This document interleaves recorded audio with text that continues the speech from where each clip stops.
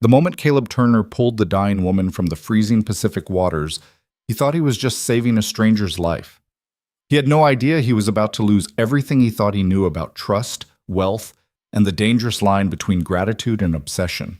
What started as a heroic rescue on Cannon Beach would spiral into something far more complicated, a collision between two broken souls that would either heal them both or destroy the fragile world Caleb had built for his daughter. This is a story about second chances, hidden fortunes, and the terrifying vulnerability of letting someone into your carefully guarded life. If you're watching from anywhere in the world, drop your city in the comments below so I can see how far this story travels. And if you want to see how Caleb's decision changes everything, hit that like button and stay until the very end. The Pacific Ocean doesn't care about your plans. Caleb Turner learned that truth on a gray Thursday morning in March when the waves at Cannon Beach rolled in like liquid thunder, cold and merciless beneath a sky the color of old bruises.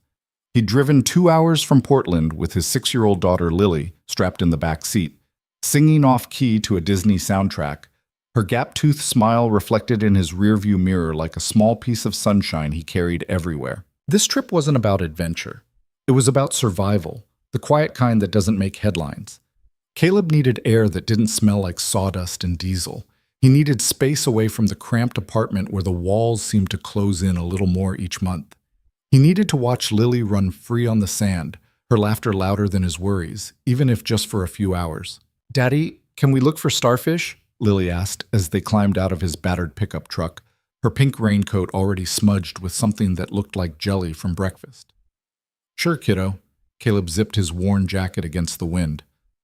"But stay where I can see you, okay?" "Okay!" She was already running, her small boots kicking up sand.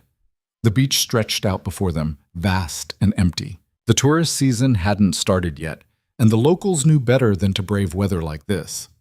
Only a few stubborn souls dotted the shoreline, a man walking a golden retriever near the North Rocks, an elderly couple bundled in matching parkas, sharing coffee from a thermos. Caleb shoved his hands in his pockets and followed Lily at a distance, watching her crouch near tide pools, her face scrunched in concentration as she searched for treasures. These moments were everything. After Emma left 3 years ago, walked out without explanation, without even a note, these moments with Lily were the only things that felt real anymore. The construction jobs paid enough to keep them fed and housed, barely. The apartment was small but clean. Lily had her own room, decorated with drawings she'd made in kindergarten, stars she'd stuck on the ceiling that glowed green at night. Caleb slept on a pull-out couch in the living room and told himself it was temporary, even though he'd been saying that for 2 years. He was 32 and felt 50. "Daddy, look." Lily held up a shell, translucent and perfect. "That's beautiful, baby. Put it in your pocket." She did, then went back to searching, her world small and complete. Caleb envied that simplicity. When you're 6, a shell can solve everything. That's when he saw her. At first, she was just a dark shape in the water, maybe 50 yards out. Caleb squinted against the spray, trying to make sense of it. A log? Seaweed? The waves were rougher than he'd thought, rolling in with a violence that made his chest tighten. Then the shape rolled, and he saw an arm. "Jesus!" The word punched out of him. "Daddy?" Lily's voice seemed very far away. Caleb was already running. His boots pounded against wet sand, his heart slamming against his ribs. The cold hit him like a wall when he crashed into the surf, stealing his breath. But he didn't stop. The water fought him with every step, trying to drag him down, but he pushed forward, his eyes locked on that shape, that person, because that's what it was. Someone floating face down in the freezing Pacific, their dark hair spread like ink in the water. Time did something strange. It stretched and compressed. He felt every second, and none of them. His hands found fabric, a coat, expensive by the feel of it, even soaked through. He grabbed, pulled, fought against the current that wanted to keep her. The ocean was greedy. It didn't give up its dead easily. But Caleb was stronger. He hauled her toward shore, his muscles screaming, water filling his mouth every time a wave crashed over them. She was dead weight in his arms, her face pale as paper, lips blue. Not moving, not breathing. "Please don't be dead, please." His feet found sand. He dragged her up onto the beach, his lungs burning, and lowered her down as gently as his shaking hands allowed. Water streamed from her hair, her clothes, pooling around them. "Daddy!" Lily's scream cut through the roar of the ocean. "Stay back, Lily! Stay back!" He didn't look at her. Couldn't. All his focus narrowed to the woman in front of him. She was maybe 30, slender, her skin olive-toned beneath the deathly pallor. Her dark hair was plastered to her face, and when Caleb swept it aside, he saw delicate features, high cheekbones, a small scar near her left eyebrow. Beautiful, in a way that seemed almost unreal, like something painted. She wasn't breathing. Caleb's hands moved on autopilot. He'd taken a CPR class 4 years ago when Lily was a toddler, sitting in a community center basement with a dozen other parents, practicing on rubber dummies while an instructor droned on about compression rates and rescue breaths. He'd never thought he'd actually use it. He tilted her head back, checked her airway, clear, positioned his hands on her chest, laced his fingers together, started compressions. 1, 2, 3, 4. He counted aloud, his voice rough. 30 compressions, hard and fast, making her whole body jolt with each push. Nothing. He bent down, pinched her nose, sealed his mouth over hers, and breathed. Once, twice. Her chest rose and fell with the air he forced into her lungs, but when he pulled back, she still didn't move. "Come on," he muttered. "Come on." 30 more compressions. His shoulders burned, his hands ached. Somewhere behind him, Lily was crying, and the sound tore at him, but he couldn't stop, couldn't. 2 more rescue breaths. "Breathe, damn it!" And she did. The woman's whole body convulsed. She turned her head and vomited seawater onto the sand, choking and gasping, her hands clawing at the ground. Caleb rolled her onto her side, supporting her as she coughed up what felt like half the ocean, her shoulders shaking violently. "You're okay," he said, the words automatic, though he had no idea if they were true. "You're okay, you're safe, just breathe." Her eyes opened. They were dark brown, almost black, wide with confusion and terror. She stared at him like she didn't understand what she was seeing, where she was, what had happened. Her mouth moved, but no sound came out except another wet cough. "Don't try to talk," Caleb said. "Just breathe. You're safe now." The elderly couple had appeared, the man on his phone calling 911, the woman holding Lily back while the girl sobbed. The dog owner was running toward them, shouting something Caleb couldn't hear over the blood pounding in his ears. The woman in front of him tried to sit up, and Caleb helped her, steadying her with his hands on her shoulders. She was shaking so hard her teeth chattered, her lips still tinged with blue. "My daughter," Caleb called to the elderly woman. "Can you—" "I've got her, son. You just help that poor girl." Caleb yanked off his jacket and wrapped it around the woman's shoulders. She clutched at it with trembling fingers, her eyes never leaving his face, like he was the only solid thing in a world that had tilted sideways. "What's your name?" he asked gently. She opened her mouth, closed it, tried again. Her voice came out as a hoarse whisper. "Adriana. Adriana. Okay. I'm Caleb. You're going to be okay. Help is coming." She nodded, but he wasn't sure she understood. Shock, maybe. Hypothermia, definitely. He needed to keep her warm, keep her talking. "Do you remember what happened? How you ended up in the water?" Adriana's brow furrowed. She looked out at the ocean, then back at him, confusion deepening in her eyes. I don't... It's okay. Don't worry about it right now." But he was worried. People didn't just end up unconscious in the Pacific in March. Had she fallen? Jumped? Been pushed? Sirens wailed in the distance, growing louder. Lily broke free from the elderly woman and ran to Caleb, throwing her arms around his neck. He caught her with one arm, holding her tight, while keeping his other hand on Adriana's shoulder, the stranger he'd pulled from death. "Is she okay, Daddy? Is she dead?" "She's okay, baby. She's alive." Lily pulled back and looked at Adriana with wide, solemn eyes. "Hi, I'm Lily. That's my daddy. He saved you." Adriana's expression softened just slightly. Her hand, still shaking, reached out and gently touched Lily's cheek. "Hi, Lily." The paramedics arrived in a blur of motion. Emergency blankets, oxygen masks, rapid-fire questions Adriana couldn't answer. Caleb stepped back, pulling Lily with him, giving them room to work. His clothes were soaked through, icy against his skin, but he barely felt it. One of the paramedics, a woman with kind eyes and graying hair, turned to him. "You did good." "Really good. She's lucky you were here." Caleb just nodded. He didn't feel like a hero. He felt wrung out and shaky, adrenaline draining away and leaving exhaustion in its wake. They loaded Adriana onto a gurney, still wrapped in foil blankets, the oxygen mask covering half her face. As they wheeled her toward the ambulance, she turned her head, searching the beach until her eyes found Caleb's. She lifted one hand in a small, weak wave. He waved back. Then she was gone. The ambulance doors closing, sirens blaring as it pulled away down the coastal highway. Caleb stood there on the sand, dripping and cold. Lily pressed against his side and watched until the ambulance disappeared around a bend. The ocean rolled on behind them, indifferent, eternal. "Daddy, you're a superhero," Lily whispered. He kissed the top of her head. "I'm just your dad, kiddo." But as they walked back to the truck, Caleb couldn't shake the image of those dark eyes staring up at him, full of something he couldn't name. Gratitude, maybe. Or fear. He didn't know he'd just met the woman who would turn his entire life upside down. But the apartment smelled like laundry detergent and old coffee when they got home that evening. Caleb had stopped at a McDonald's drive-thru on the way back, Lily's choice, and they'd eaten mostly in silence, both of them processing what had happened in their own ways. Lily had finally started talking again around Gresham, her natural chattiness returning. "Do you think she's okay, the lady? Adriana?" "I think so. The paramedics will take good care of her."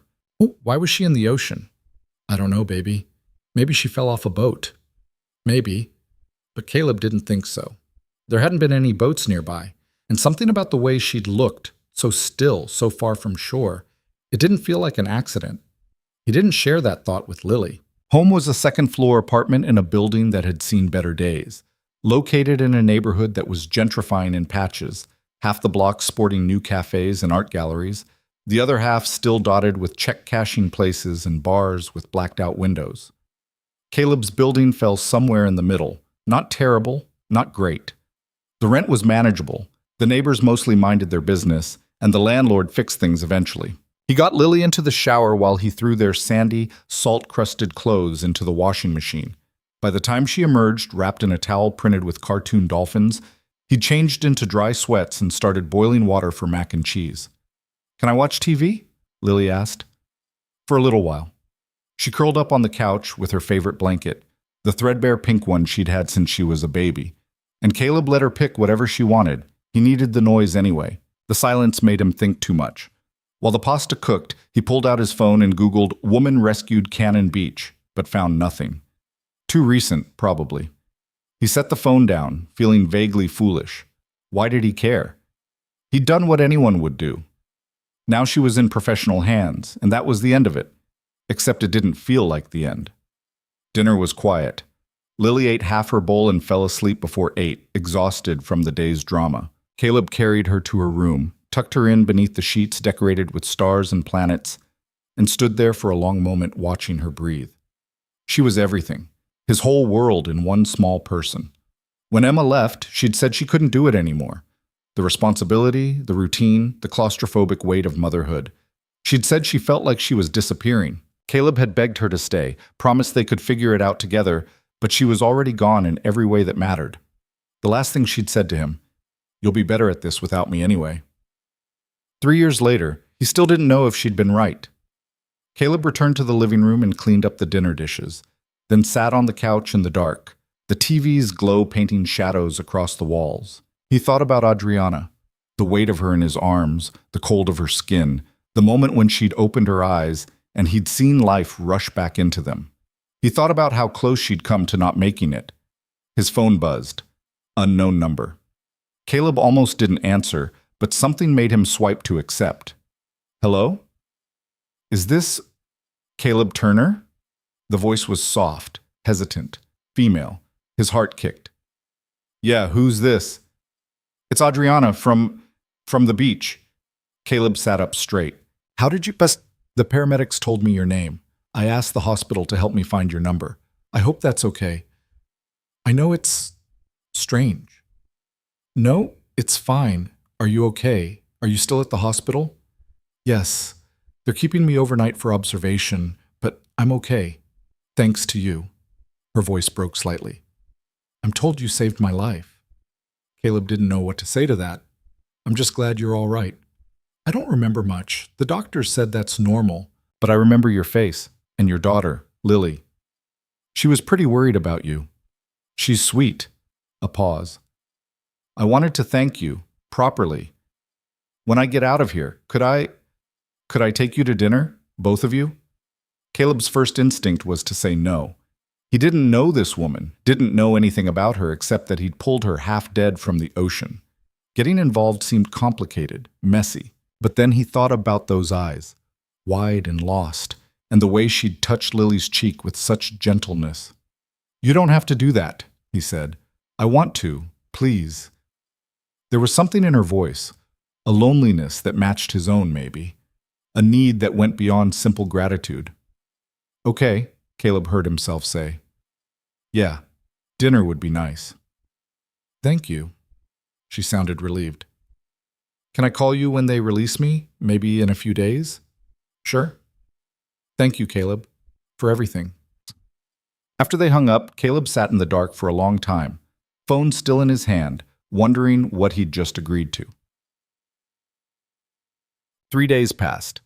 Caleb worked a roofing job in Beaverton, putting down shingles under a weak sun that did nothing to warm the March air. His hands moved automatically, measuring and nailing, his mind elsewhere. His crew boss Marcus noticed around lunchtime. You've been spacey all week, Turner. Woman trouble? Caleb almost laughed. Something like that. She worth it? I don't even know her. Marcus raised his eyebrows but didn't push. He was good like that, knew when to leave things alone. Lily asked about Adriana every night. Did the lady call yet? Is she okay? When are we going to see her? Soon, baby. She's still getting better. But Caleb was starting to think maybe Adriana had changed her mind. 3 days was long enough to decide that dinner with a stranger and his kid was more awkward than necessary. Maybe she'd send a fruit basket or something instead. That's what normal people did, right? Then, on Thursday evening, his phone rang. Caleb, it's Adriana. Hey, how are you feeling? Better. Much better. They released me yesterday. She paused. Are you free tomorrow night for that dinner? Caleb glanced at Lily, who was building an elaborate tower out of blocks on the living room floor. Let me check with my daughter. She's the one with the busy social calendar. He heard Adriana laugh. A nice sound, warm and genuine. Lily, you want to have dinner with Adriana tomorrow? Lily's head snapped up. The ocean lady? Yes. Looks like we're free, Caleb said into the phone. Wonderful. There's a restaurant I love in the Pearl District. French cuisine. Actually, Caleb interrupted, would you mind if we kept it casual? There's a food truck festival in Waterfront Park tomorrow night. Live music, lots of options. Lily loves that kind of thing. A beat of silence. Then, that sounds perfect. They agreed to meet at 6. Caleb spent more time than he wanted to admit picking out clothes the next day. Everything in his closet was either work-stained or threadbare. He finally settled on his least faded jeans and a button-down shirt he'd bought for a cousin's wedding 2 years ago. Lily wore her favorite dress, purple, with sparkly stars, and insisted on bringing her small purse, which contained exactly $3 in quarters and a toy unicorn. They arrived at Waterfront Park early. The festival was already in full swing, dozens of food trucks arranged in rows, strings of lights crisscrossing overhead, a band setting up on a small stage near the river. The smell of grilled meat and fried dough filled the air. Can we get cotton candy? Lily asked immediately. After dinner. Before dinner? Nice try. Caleb scanned the crowd, looking for Adriana. He'd only seen her pale and waterlogged, wearing a hospital gown in his imagination. He had no idea what she'd look like in the real world. Then he saw her, and his breath caught. She stood near the entrance, clearly searching for them, and she was stunning. Her dark hair fell in loose waves past her shoulders. She wore dark jeans and a soft cream sweater, simple but elegant, and somehow she made the casual outfit look like it belonged in a magazine. Even from a distance, Caleb could see the delicate gold necklace at her throat, the understated earrings. She looked expensive. Adriana! Lily broke away from Caleb and ran toward her. Adriana's face lit up when she saw them. She crouched down to Lily's level, smiling. Hi, Lily. You look beautiful. I love your dress. Thank you. Daddy bought it for me. Do you like unicorns? I love unicorns. Lily immediately pulled the toy from her purse to show her, launching into a detailed explanation of its name, Sparkle Rainbow, and magical powers, making people happy. Caleb caught up, feeling suddenly awkward. Hey! Adriana stood, and when she looked at him, something flickered in her eyes, warmth, maybe gratitude, something deeper he couldn't read. Hi. Up close, he could see faint shadows under her eyes, a lingering paleness to her skin. She was still recovering. How are you? He asked. Really? I'm okay. A little tired, but okay. She smiled. Better now. They stood there for a moment, the noise of the festival swirling around them, both uncertain how to bridge the gap between strangers and something more. Lily solved the problem.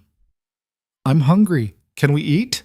Adriana laughed. Absolutely. What looks good? They wandered through the rows of trucks, Lily providing running commentary on everything she saw. Adriana listened with genuine attention, asking questions, letting the 6-year-old lead the way. Caleb hung back slightly, watching them interact. There was something unguarded about Adriana around Lily, a softness that seemed to surprise her. She laughed easily, smiled often, and when Lily grabbed her hand to drag her toward a taco truck, she didn't pull away. They ended up with an eclectic dinner. Tacos for Lily, Thai noodles for Caleb, and some kind of gourmet grilled cheese for Adriana. They found a picnic table near the river and ate while the sun began to set, painting the sky in shades of orange and pink. This is nice, Adriana said quietly, watching Lily chase pigeons near the water's edge. I can't remember the last time I did something like this. Food truck festivals? Caleb asked. Anything normal. She looked at him. My life isn't usually very normal. What do you do? For work? Adriana hesitated and Caleb saw something shift behind her eyes, a wall going up. I'm between things right now, figuring some stuff out. He didn't push. Everyone had their secrets. They talked about safe things, Portland, the weather, Lily's school. Adriana asked about his work, and Caleb found himself describing his construction jobs in more detail than he usually did, trying to make framing houses sound more interesting than it was. You build things, Adriana said. That's important. You create something permanent. I mostly fix what's broken, not quite the same thing. It's better. Anyone can create something new. It takes real skill to repair what's damaged. Something about the way she said it made Caleb think she wasn't talking about houses anymore. Lily returned, demanding cotton candy, and Adriana insisted on buying it. She also bought funnel cake, lemonade, and more treats than 3 people could possibly eat. When Caleb tried to pay, she waved him off.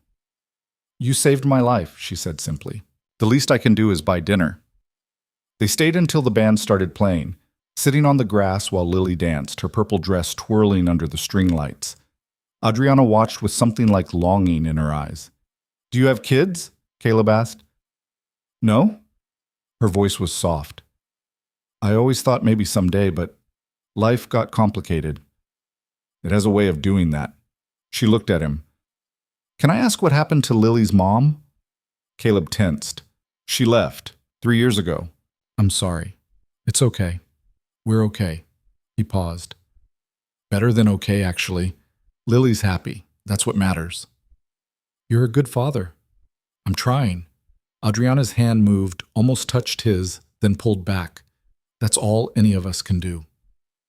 The evening ended too soon. Lily started yawning around 8:30, and Caleb knew he needed to get her home before she crashed completely. They walked back to the parking lot together, Lily holding both their hands, swinging between them. At Caleb's truck, Adriana crouched down and hugged Lily goodbye. Thank you for tonight. I had the best time. Me too. Can we do it again? I'd love that. Caleb buckled Lily into her car seat, and when he turned back, Adriana was standing close, her expression uncertain. Thank you, she said. Not just for tonight, for everything. I meant what I said on the phone. You saved my life. I won't forget that. You don't owe me anything, Caleb said. Maybe not, but I'd like to see you again anyway. Both of you. She pulled out her phone. Can I have your number? I mean, I know I called you before, but officially? He gave it to her, and she texted him immediately, just a simple wave emoji, so he'd have hers too. Good night, Caleb. Good night, Adriana. He watched her walk to her car, a sleek black sedan that probably cost more than he made in 2 years. And something in his chest tightened. She was from a different world. That much was obvious. This dinner had been a courtesy, a thank you, nothing more. But when he checked his phone at a stoplight on the drive home, there was already another text from her. I really did have a wonderful time. Thank you for letting me in, even a little. Caleb stared at the message for a long moment, then typed back, any time. In the back seat, Lily was already asleep, her head tilted against the window, cotton candy residue on her cheeks. Caleb drove home through the quiet streets, the city lights blurring past, and tried not to think about how right it had felt. The three of them together, like pieces of something he hadn't known was broken. The text started small. A photo of a latte with a heart drawn in the foam. Thinking of you guys. Hope you're having a good day. A link to a children's museum exhibit. Would Lily like this? A simple good morning message that arrived while Caleb was on a job site, his hands covered in joint compound, his back aching from hours of mudding drywall. He told himself it was just friendliness. Gratitude extended beyond a single dinner, nothing more. But the messages kept coming, and Caleb found himself looking forward to them in a way that made him uncomfortable. He'd been alone for 3 years, not by choice, but by necessity. Dating as a single dad with no money and no time had seemed impossible, so he'd stopped trying. His life had narrowed to work and Lily, and he'd convinced himself that was enough. Now Adriana was texting him pictures of sunsets and asking how Lily's day at school went, and something long dormant in Caleb's chest was waking up. A week after the food festival, Adriana asked if they wanted to meet at the Portland Aquarium on Saturday. Lily had been begging to go for months, but the admission price, even the discounted rate, was more than Caleb could justify spending. My treat, Adriana texted before he could make excuses. Please, I'd love to spend time with you both. Caleb stared at his phone, torn. He didn't like charity, didn't like feeling like he couldn't provide for his own daughter, but Lily's excitement when he told her made the decision for him. Really? The aquarium? With Adriana? She literally jumped up and down in the living room, her stuffed animals bouncing off the couch. Really? Can I wear my mermaid shirt? You can wear whatever you want, kiddo. Saturday morning arrived cold and bright. Caleb dressed Lily in her mermaid shirt and leggings, braided her hair the way Emma used to. He'd taught himself from YouTube videos, and after 3 years he could finally do it without leaving lumps, and drove downtown with his stomach in knots. He found Adriana waiting near the entrance, wearing jeans and a soft blue sweater, her hair pulled back in a ponytail that made her look younger, more approachable. When she saw them, her whole face brightened. "There are my favorite people," she said, and Lily ran straight into her arms. The hug lasted longer than Caleb expected, Adriana holding his daughter like she was something precious. When she looked up at him over Lily's head, her eyes were wet. "Thank you for coming," she said quietly. "Thank you for inviting us." Inside, the aquarium was a cathedral of blue light and moving water. They wandered through tunnels of glass while sharks glided overhead, stood transfixed before walls of jellyfish pulsing like alien heartbeats, watched sea otters tumble and play in their habitat. Lily pressed her face against every tank, asking 1,000 questions Caleb couldn't answer. Adriana could. She knew the names of species, their habitats, their behaviors. She spoke to Lily like an equal, never talking down, always taking her curiosity seriously. "How do you know all this?" Caleb asked as they moved through the Pacific Northwest exhibit. Adriana smiled. "I used to come here a lot when I was younger. It was a safe place." "Safe from what?" Her smile faded slightly. "Life?" They found themselves in the jellyfish gallery, a darkened room where dozens of tanks glowed with ethereal light. Moon jellies, sea nettles, lion's mane jellies, all drifting in their controlled currents, beautiful and strange and somehow lonely. Lily ran ahead to this touch tank, and Caleb found himself standing beside Adriana in the dim blue glow, watching the jellies pulse and flow. "Can I ask you something?" Adriana's voice was barely above a whisper. "Sure." "That day at the beach, did you hesitate, even for a second?" Caleb thought about it. "No." "Why not? I was a stranger.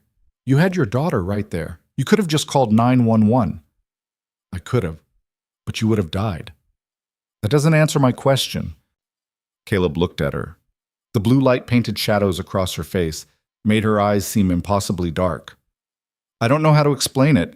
I just couldn't let you drown. Simple as that. It's not simple. Her voice was tight. Most people would have hesitated, would have thought about the risk, the danger, their own safety. But you just ran in. So would anyone else. No, Caleb, they wouldn't. She turned to face him fully. I need you to understand something.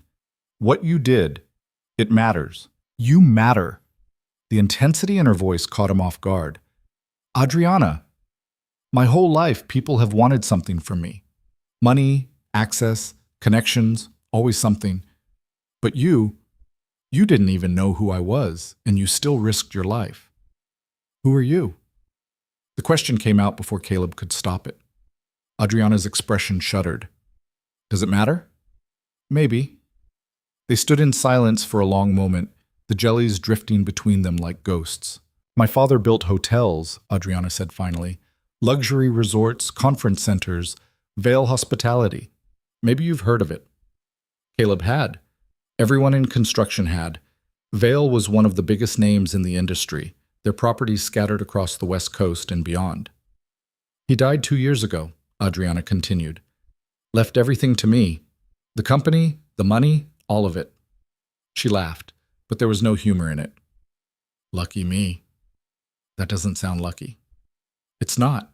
Everyone I meet sees the fortune first, the person second, if they see the person at all. She looked at him. Except you. You pulled me out of the ocean and didn't ask for anything. I don't want anything. I know, that's why I keep texting you, why I wanted to see you again. Her voice dropped. I haven't felt normal in 2 years, Caleb, but when I'm with you and Lily, I do. Like I'm just Adriana. Not the Vale heiress, not the grieving daughter, just me. Caleb didn't know what to say.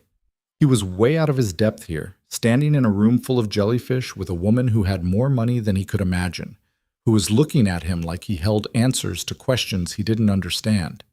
Daddy, Adriana, come feel the starfish, Lily's voice cut through the moment.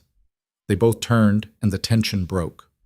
Adriana smiled, genuine this time, and reached for Caleb's hand. Her fingers were warm, soft, so different from his own calloused, scarred hands. Come on, she said. We're being summoned. They spent the rest of the morning exploring, eating overpriced fish and chips in the cafe, buying a stuffed orca from the gift shop that Lily immediately named Princess Splashy Pants. Adriana insisted on paying for everything, and this time Caleb didn't argue. He was starting to understand that giving made her happy in a way that went beyond simple generosity. She was lonely. That realization hit him as they stood outside the aquarium in the weak afternoon sun, Lily clutching her new orca and chattering about everything she'd seen. Adriana was watching his daughter with such naked longing that it made Caleb's chest ache. Hey, he said softly. You okay? Adriana blinked, seemed to come back to herself. Yeah, just thank you for today. We should be thanking you. No. She shook her head. You don't understand. I haven't smiled this much in months, years maybe. Being with you both, it's like breathing fresh air after being underwater. The metaphor hung between them, heavy with meaning. Lily tugged on Adriana's hand. Can you come to our house? Daddy makes really good grilled cheese. Adriana looked at Caleb, uncertain. He could see the want in her eyes, the fear of pushing too far. We'd love to have you, he heard himself say. Fair warning, though. The apartment's small and kind of a mess. I don't care about that. Okay then, follow us. The drive back to his building felt surreal. Caleb kept glancing in the rearview mirror at the sleek sedan following his battered truck, wondering what he was doing, inviting this woman into his small, shabby life. His apartment looked even smaller with Adriana standing in it. She seemed out of place in her expensive clothes, her designer purse, her whole polished presence at odds with his secondhand furniture and water-stained ceiling. But she didn't seem to notice. Or if she did, she didn't care. This is my room, Lily dragged her toward the bedroom, eager to show off her stuffed animal collection and the glow-in-the-dark stars. Caleb started making grilled cheese, listening to Lily's animated voice explaining the name and backstory of each stuffed creature. Adriana's responses were patient, engaged, genuine. She sat on the floor without hesitation, letting Lily arrange animals around her, and something about the image made Caleb's throat tight. He brought the sandwiches to the coffee table, along with apple slices and juice boxes. They ate cross-legged on the floor because the kitchen table was covered in Caleb's work papers and bills he kept meaning to organize. "This is perfect," Adriana said, taking a bite. "Better than any restaurant. It's just grilled cheese. It's better because we're here, together." The way she said together made something flip in Caleb's stomach. After lunch, Lily insisted on showing Adriana her favorite movie, some animated thing about a princess and a dragon. They settled on the couch, Lily between them, and within 20 minutes the girl was asleep, her head on Adriana's lap. Adriana stroked Lily's hair absently, her expression soft. In the flickering light from the TV, she looked peaceful in a way Caleb hadn't seen before. "She really likes you," he said quietly. "The feeling is mutual." Adriana's hand stilled. "Is that okay? I don't want to overstep." "You're not. Lily doesn't attach to people easily. The fact that she's this comfortable with you, it means something." "She's wonderful. You've done an amazing job with her." Caleb looked at his daughter, sprawled in innocent sleep. "I don't know about that. I'm just doing my best. That's more than most people do." They sat in comfortable silence, the movie playing out its predictable plot. Caleb found himself watching Adriana more than the screen, studying the way the light caught her profile, the gentle rhythm of her breathing. "Can I ask you something personal?" Adriana said suddenly. "Sure." "Why did Lily's mother leave?" Caleb's jaw tightened. "She said she couldn't do it anymore. Being a mom, being tied down. She felt trapped. Did you see it coming?" "No. One day she was there, the next she was gone. Left a note that said she was sorry but she couldn't breathe, that she needed to find herself." He laughed bitterly. "As far as I know, she's still looking." "Do you hate her?" Caleb thought about it. "I did at first, but now, I don't know. I'm angry she abandoned Lily. That's unforgivable. But I also understand wanting to escape. Sometimes life feels like it's crushing you, and you just want to run."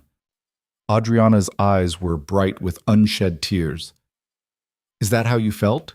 Crushed?" "Sometimes.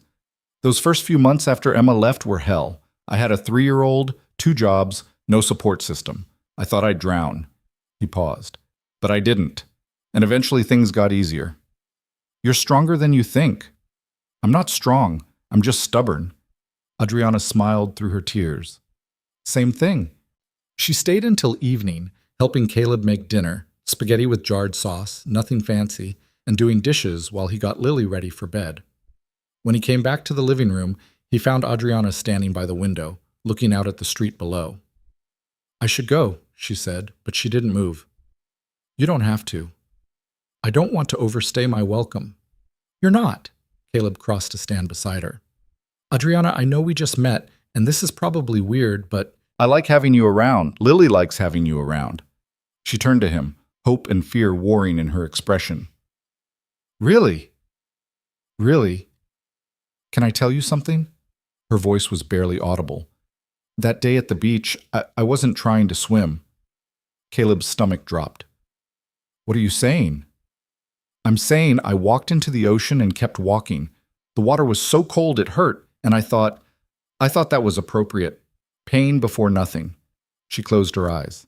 "But then you pulled me out, brought me back. And I was so angry at first because I'd made a choice and you'd taken it away.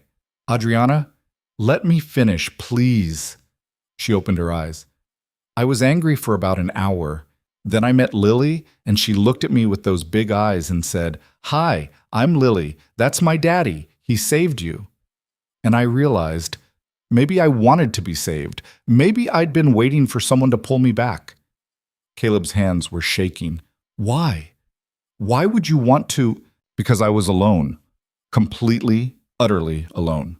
My father was gone. My mother left when I was 8. I have no siblings, no real friends, just business associates and people who want my money. I woke up every day in an empty penthouse and thought, what's the point? And that morning, I just stopped fighting the question." "You're not alone anymore," Caleb said fiercely. "You hear me? You're not alone." A tear slid down Adriana's cheek. How can you say that? You barely know me. I know enough. I know you're kind to my daughter. I know you buy overpriced stuffed animals and make terrible jokes about jellyfish. I know you look at Lily like she's the most important person in the world. He reached out, cupped her face in his rough hands. And I know that the world is better with you in it. Adriana made a sound halfway between a laugh and a sob. Then she was crying for real, and Caleb pulled her into his arms, holding her while she shook. She clung to him like he was the only solid thing in a tilting world, and he held her tighter, willing his strength into her bones. I've got you, he murmured. I've got you. They stood like that for a long time, the city lights glowing outside, until Adriana's tears subsided into shaky breaths. I'm sorry, she whispered against his chest. I didn't mean to fall apart. Don't apologize, not for that. She pulled back, wiping her eyes. This is so embarrassing. It's not. It's human. Adriana laughed shakily. You're too good to be true, you know that. I'm really not. I'm broke. I live in a tiny apartment. I work construction, and you're the best man I've ever met. She looked at him with such intensity it stole his breath. Don't you dare talk about yourself like you're not enough. Before Caleb could respond, before he could think about all the reasons this was complicated and probably a bad idea, he kissed her. It was gentle, tentative, a question more than a demand. Adriana went still for a heartbeat, then melted into him, her hands fisting in his shirt, kissing him back with a desperation that matched his own. When they finally broke apart, both breathing hard, Caleb rested his forehead against hers. Sorry, he said. I should have asked first. Don't you dare apologize. Adriana's voice was fierce. Do you have any idea how long it's been since someone touched me like that? Like I was wanted, not used? You're wanted, Caleb said roughly. Make no mistake about that. They kissed again, deeper this time, and Caleb felt something inside him crack open. All the loneliness he'd been carrying, all the exhaustion, all the fear that he'd never feel this again. Adriana met him with her own breaking open, her own need, and for a few perfect moments they were just two people finding warmth in each other. A small voice from the bedroom broke through. Daddy? They jumped apart like teenagers caught by parents. Yeah, baby, Caleb called, trying to steady his breathing. I need water. Coming. He looked at Adriana, whose face was flushed, her lips swollen. To be continued? She nodded, touching her mouth like she couldn't quite believe what had happened. Definitely to be continued. Caleb got Lily her water, tucked her back in, and returned to find Adriana gathering her purse. I really should go, she said. It's late. Okay. He didn't want her to leave, but he also knew they needed time to process whatever this was becoming. At the door, Adriana turned back. Caleb, what I told you about the beach stays between us, I promise. A relief flooded her face. Thank you. And thank you for today, for everything. Same to you. She kissed him again, quick and sweet. I'll text you tomorrow. I'll be waiting. After she left, Caleb leaned against the closed door and tried to make sense of what had just happened. He'd kissed a woman who'd tried to drown herself, who was a multimillionaire, who was becoming important to both him and Lily in ways that terrified him. His phone buzzed. I can still feel you. Is that weird? Caleb smiled and typed back. Not weird. I feel you too. Good. Sweet dreams, Caleb. Sweet dreams, Adriana. The next few weeks blurred together in a way that felt like a dream. Adriana became a constant presence in their lives, showing up at Lily's school events, joining them for dinner more often than not, slowly weaving herself into the fabric of their routine. Caleb tried to keep perspective. This was new, fragile, probably complicated in ways he couldn't foresee. But every time he saw Adriana laugh at one of Lily's jokes, every time she looked at him like he was the answer to a question she'd been asking her whole life, his resolve weakened. She was careful around Lily. They both were. No overt displays of affection, nothing that would confuse the girl. But Lily wasn't stupid. She started asking questions. Is Adriana your girlfriend, Daddy? They were eating breakfast, just the two of them, Adriana still asleep in her own penthouse across the city. Would that bother you if she was? Caleb asked carefully. Lily thought about it, chewing her cereal. No, I like her. She's nice, and she smells good, and she doesn't treat me like a baby. Those are important qualities. So is she. Caleb took a breath. We're figuring that out, kiddo. It's complicated. Grown-up stuff? Yeah, grown-up stuff. Okay. Lily went back to her cereal, apparently satisfied. That evening, when Adriana came over for dinner, Lily dropped a bomb. Daddy says you might be his girlfriend, but it's complicated grown-up stuff. Adriana's eyes went wide. Caleb choked on his water. Did he now? Adriana looked at Caleb with barely suppressed amusement. Lily, Caleb managed, we talked about private conversations. But I wanted to know what Adriana thinks. Adriana knelt down to Lily's level. What do you think about it? About me being around more? Lily considered seriously. I think it's good. You make Daddy smile more. And you're fun. You make me smile too, Adriana said softly. Both of you do. So you'll stay? Adriana's eyes met Caleb's over Lily's head. If your dad wants me to. I want you to, Caleb said. Very much. Then I'll stay. It was a promise, simple and profound, and something settled in Caleb's chest, a rightness he hadn't felt in years. But not everything was easy. Money remained an elephant in the room. Adriana wanted to help with things. Lily's school tuition, groceries, the mountain of medical bills from Lily's bout with pneumonia the previous winter. Caleb refused, and it led to their first real fight. Why won't you let me help? Adriana demanded, pacing his small living room. I have more money than I could spend in 10 lifetimes, and you're drowning in debt. Because I don't need rescuing, Caleb shot back. I'm handling it. Are you? You work 60-hour weeks and still can't make ends meet. Let me help. I don't want your money, Adriana. This isn't about money. It's about me wanting to support someone I care about. And I appreciate that. But I need to do this myself. Adriana stopped pacing, her eyes bright with angry tears. Why? Why do you have to do everything yourself? Why can't you let someone share the burden? Because I don't want you to think that's why I'm with you. The words hung in the air, raw and honest. Adriana's expression crumpled. You think I would believe that? After everything? I don't know what to think. All I know is that I've been taking care of myself and Lily for 3 years, and I'm not going to start depending on someone else's money now. It's not about dependence. It's about partnership. We've known each other for a month, Adriana. We're not partners. He regretted the words the instant they left his mouth. Adriana's face went blank, carefully neutral. Right, she said quietly. Of course. I'm sorry for overstepping. Adriana, wait, but she was already grabbing her purse, heading for the door. I should go. Tell Lily I'm sorry I missed bedtime. Don't leave like this, please. She paused at the door, her back to him. You're right. It's too soon. I'm moving too fast. I do that. I find something good, and I try to hold on to it so tight I crush it. She finally turned, and the sadness in her eyes gutted him. I'll give you some space. I don't want space, but you need it. We both do. Then she was gone, and Caleb was left standing in his empty apartment feeling like an idiot. Lily came out of her room, where she'd been playing. Where's Adriana? She had to go, baby. Did you guys fight? Kids never missed anything. Yeah, we did. Are you going to say sorry? I don't know if sorry is enough. Lily crossed her arms, looking far too much like a miniature adult. Mommy never said sorry. That's why she left, isn't it? Because she couldn't say sorry or fix things? Caleb's throat closed. It's more complicated than that. Grown-up stuff again? Yeah. Well, I think you should say sorry anyway, because Adriana is nice, and I don't want her to go away like Mommy did.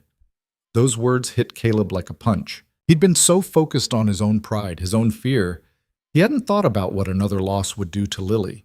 He pulled out his phone and texted, I'm sorry, I'm an idiot, and I said things I didn't mean. Please don't give up on us. The reply took 10 agonizing minutes. You're not an idiot, and I'm not giving up, but we need to figure out how to do this. Really figure it out. Tomorrow? Can we talk tomorrow? Yes. Come to my place. I want to show you something. Caleb had never been to Adriana's penthouse. She'd always come to him, met him on neutral ground. The invitation felt significant. Okay, what time? Noon. I'll send you the address. That night, Caleb lay awake on his pull-out couch, staring at the water-stained ceiling, and wondered what the hell he was doing.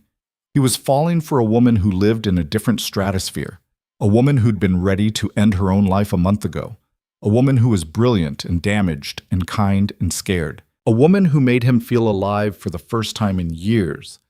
He thought about Emma, about how she'd said she felt trapped, about how she'd chosen herself over their family. Part of him had never forgiven her for that. But another part, a part he didn't like to acknowledge, understood. Being responsible for another person's happiness was exhausting. Being the only stable thing in your child's life was terrifying. Some days Caleb wanted to run too, but he didn't, and he wouldn't. The question was, could he let Adriana in without losing himself? And could she handle the reality of his life, the struggle, the exhaustion, the endless weight of trying to be enough? Tomorrow, he'd find out. If you or someone you know is having a difficult time, free support is available. Find resources. Adriana's building rose 30 stories above downtown Portland, all steel and glass, the kind of place where doormen wore uniforms and the lobby had actual marble floors. Caleb felt profoundly out of place the moment he stepped through the revolving door, his work boots squeaking against the polished stone. The doorman, an older gentleman with kind eyes, smiled at him. "Can I help you, sir?" "I'm here to see Adriana Vale. She's expecting me." "Of course. Take the elevator to the penthouse." "She's." Ms. Vale called down earlier. The elevator was mirrored on all sides, and Caleb caught his reflection from every angle. Jeans that had seen better days, a flannel shirt he'd ironed that morning, still looking rumpled. He'd left Lily with Marcus's wife, who'd agreed to babysit for a few hours. His daughter had given him a pep talk at the door. "Remember to say sorry and use your listening ears." 6-year-olds had it figured out. The elevator opened directly into Adriana's penthouse, and Caleb's breath caught. Floor-to-ceiling windows wrapped around the entire space, offering a panoramic view of the city. The furniture was minimal, but clearly expensive, all clean lines and neutral colors. Art hung on the walls, pieces that probably cost more than his truck. Everything was pristine, carefully curated, beautiful, and completely empty of life. There were no family photos, no knickknacks or personal touches. No clutter. It looked like a hotel suite, not a home. "Caleb." Adriana appeared from what must have been the kitchen, wearing jeans and a simple white t-shirt, her hair loose around her shoulders. She looked nervous. "You came. You asked me to." They stood there awkwardly, 10 feet apart, the space between them heavy with everything unsaid. "I'm sorry," they both said at the same time. Despite the tension, Caleb smiled. "You first." Adriana took a breath. "I pushed too hard. I do that when I care about someone. I try to fix everything, control everything, because I'm terrified of losing them. But you were right. We barely know each other, and I was treating you like you needed to be saved." "I shouldn't have said we're not partners," Caleb said. "That was cruel and untrue. You are my partner in everything that matters. But the money thing is something we need to figure out. Together." He crossed the space between them, taking her hands. "I'm sorry I made you feel like your help wasn't welcome. It is. I've been on my own for so long. I don't know how to let someone in." Adriana's eyes were bright with tears. "I've been alone even longer. We're quite a pair, aren't we?" "Yeah, we are." She pulled him into a hug, and Caleb breathed in the scent of her, something floral and clean, and felt the knot in his chest finally loosen. "I want to show you something," Adriana said, pulling back. "That's why I asked you here. I want you to understand who I am, really understand." She led him through the penthouse, pointing out features with a detached tone, like a realtor showing a property. 3 bedrooms, 4 bathrooms, gourmet kitchen I never use, home office where I avoid phone calls from the board. She stopped at the master bedroom doorway. "And my bedroom, where I don't sleep because the silence is too loud." "Adriana, I'm not looking for pity. I just need you to see this. See me." She gestured at this pristine space. "This is my life, Caleb, empty and cold and suffocating. I have everything money can buy and nothing that matters." She walked to the window, pressing her palm against the glass. "My mother left when I was 8. Just disappeared one morning. My father threw himself into work afterward, building the company, making deals. I raised myself in a series of hotel suites and empty apartments. When I turned 18, he gave me a credit card with no limit and told me to have fun. That's a lonely way to grow up. It was the only way I knew. She turned to face him. Then he died 2 years ago. Heart attack in his office, surrounded by contracts. Left me everything. The company, the money, the properties. Do you know what the lawyer said when he read the will? Your father wanted to make sure you'd never want for anything. Her laugh was bitter. What I wanted was a father who came to my school plays, who taught me to ride a bike, who asked about my day. But I got a fortune instead, and suddenly everyone wanted to be my friend. Everyone had ideas for investments or charities or projects. Everyone needed something. Caleb moved closer. I don't need anything from you. I know, that's why that day on the beach, she stopped, collecting herself. I'd been planning it for weeks, researching how cold the water needed to be, how far out I'd need to go. I wanted it to look like an accident so the company wouldn't suffer. So pathetically corporate, right? Worrying about stock prices, even in death. You don't have to tell me this. Yes, I do. You need to understand what you pulled out of the ocean. I'm not some damsel in distress you can save with CPR. I'm broken in ways that don't heal easily. We're all broken, Caleb said quietly. That's just being human. Adriana's eyes met his, searching. You really believe that? I know it. You think I'm not broken? Emma leaving didn't just hurt, it shattered me. Made me question everything about myself. Was I too boring, too poor, too focused on Lily? I spent a year convinced I was the reason she ran. That's not true. Probably not, but that's how it felt. He reached for her hand. The difference is, I had Lily. She gave me a reason to keep going. You didn't have anyone. I have you now. Her voice was so small, so vulnerable. Both of you. And that terrifies me because I don't know how to need people. Don't know how to trust that they'll stay. I'm not going anywhere, Adriana. You say that now. But what happens when you see all the damaged parts? When you realize how much work I am? Caleb pulled her close, cradling her face in his hands. Then I'll stay anyway, because that's what you do when you care about someone. You don't run when it gets hard. Adriana kissed him then, desperate and searching, and Caleb kissed her back, trying to pour everything he felt into the connection between them. When they finally broke apart, both breathing hard, she rested her forehead against his. I want to show you one more thing, she whispered. Something I've never shown anyone. She led him to a room at the end of the hall.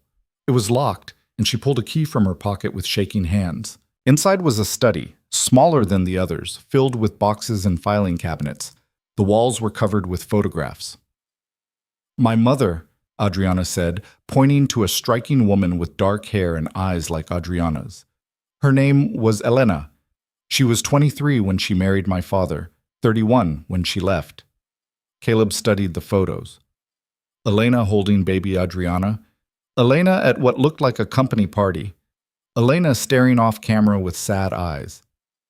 After she left, my father erased her, removed every photo from the rest of the penthouse, boxed up her things, never spoke her name. But I couldn't let her go completely, so I kept this room. Came here when I missed her. Do you know where she is now? Dead. Car accident in Mexico, 6 years after she left. I found out from a private investigator I hired when I turned 21. Adriana's voice was flat, emotionless. She had another family by then, a husband, 2 kids. She built the life she wanted without me in it. I'm so sorry. The worst part? I looked just like her. Every time my father looked at me, he saw the woman who abandoned him. No wonder he could never stand to be around me. Caleb turned her to face him. Listen to me. What your parents did, that's on them, not you. You deserved better. So did you. So did Lily. Yeah, we did. He kissed her forehead gently. But maybe we can give each other better now. Build something new. Adriana nodded against his chest. I want that. I want it so much it scares me. Me too. They stood there for a long time, wrapped in each other, surrounded by ghosts.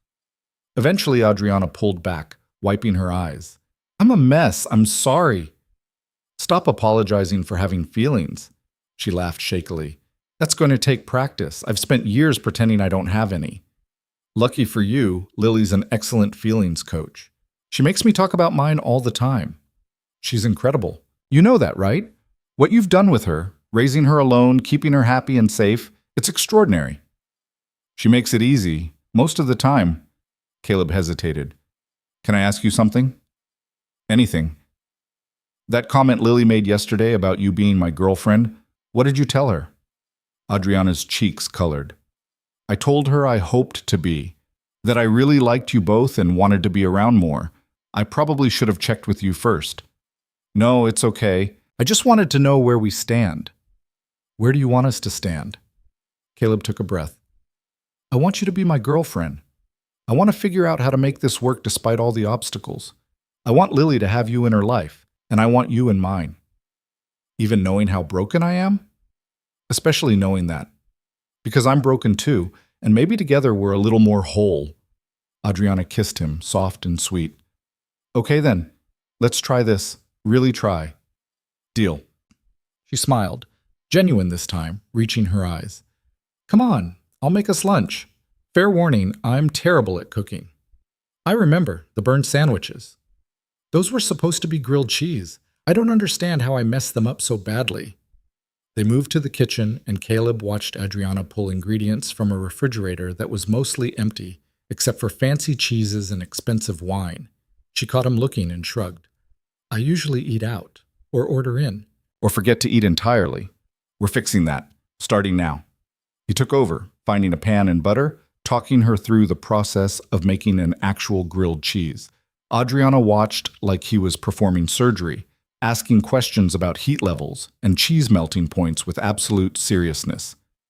You're overthinking it, Caleb said, laughing. It's bread, butter, and cheese, not rocket science. Everything's rocket science when you've never learned the basics. They ate at the kitchen island, sitting close, knees touching. Adriana took a bite and closed her eyes. This is the best thing I've ever tasted. It's just a sandwich.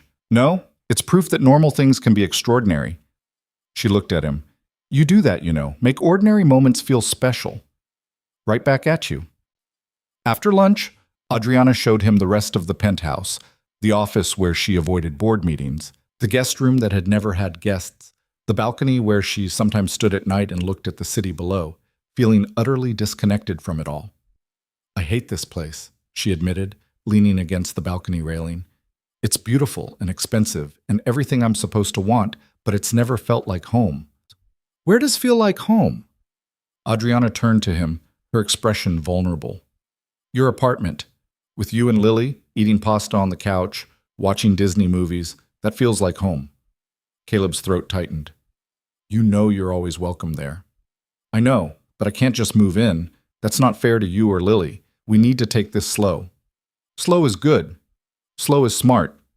But even as he said it, Caleb knew they'd already passed slow weeks ago. They were falling fast and hard, two people who'd been alone too long, clinging to each other like lifelines. The question was whether they'd pull each other up or drag each other down. Over the following weeks, they found a rhythm.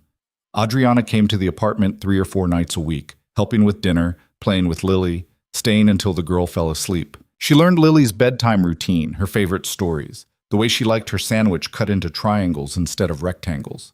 She started keeping clothes in Caleb's closet, just a few things, casual items that looked strange hanging next to his work shirts.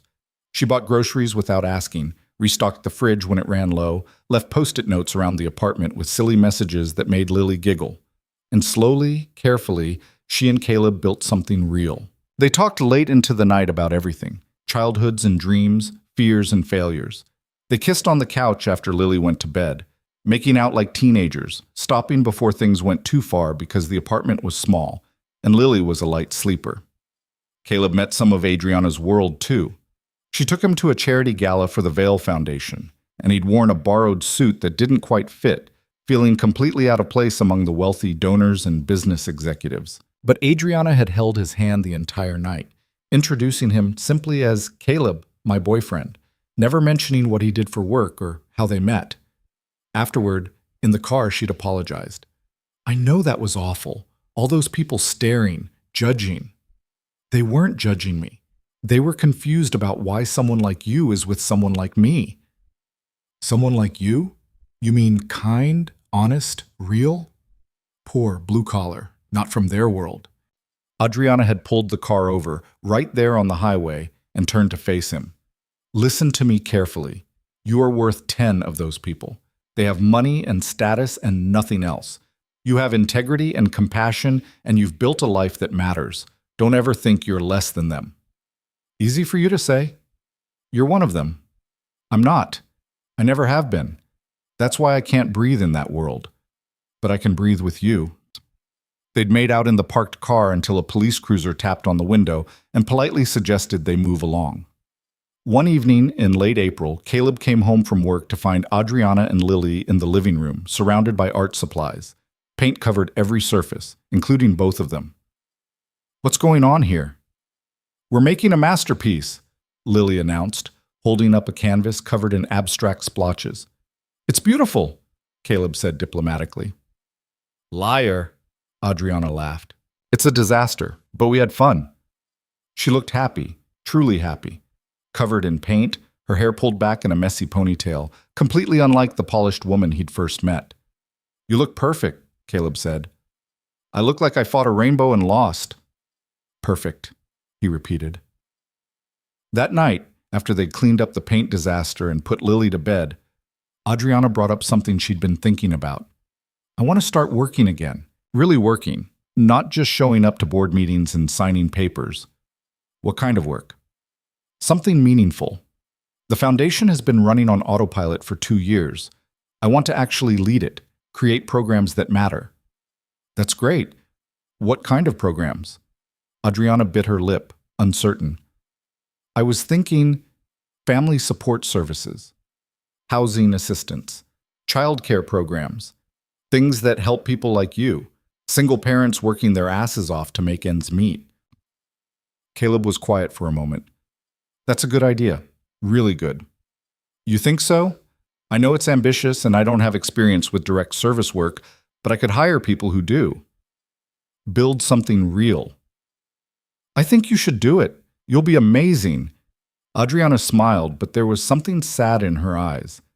I want to help people the way you helped me. Pull them back from the edge. You're doing that already. Every day you're here, you're helping Lily and me. That's different. That's personal. Personal still counts.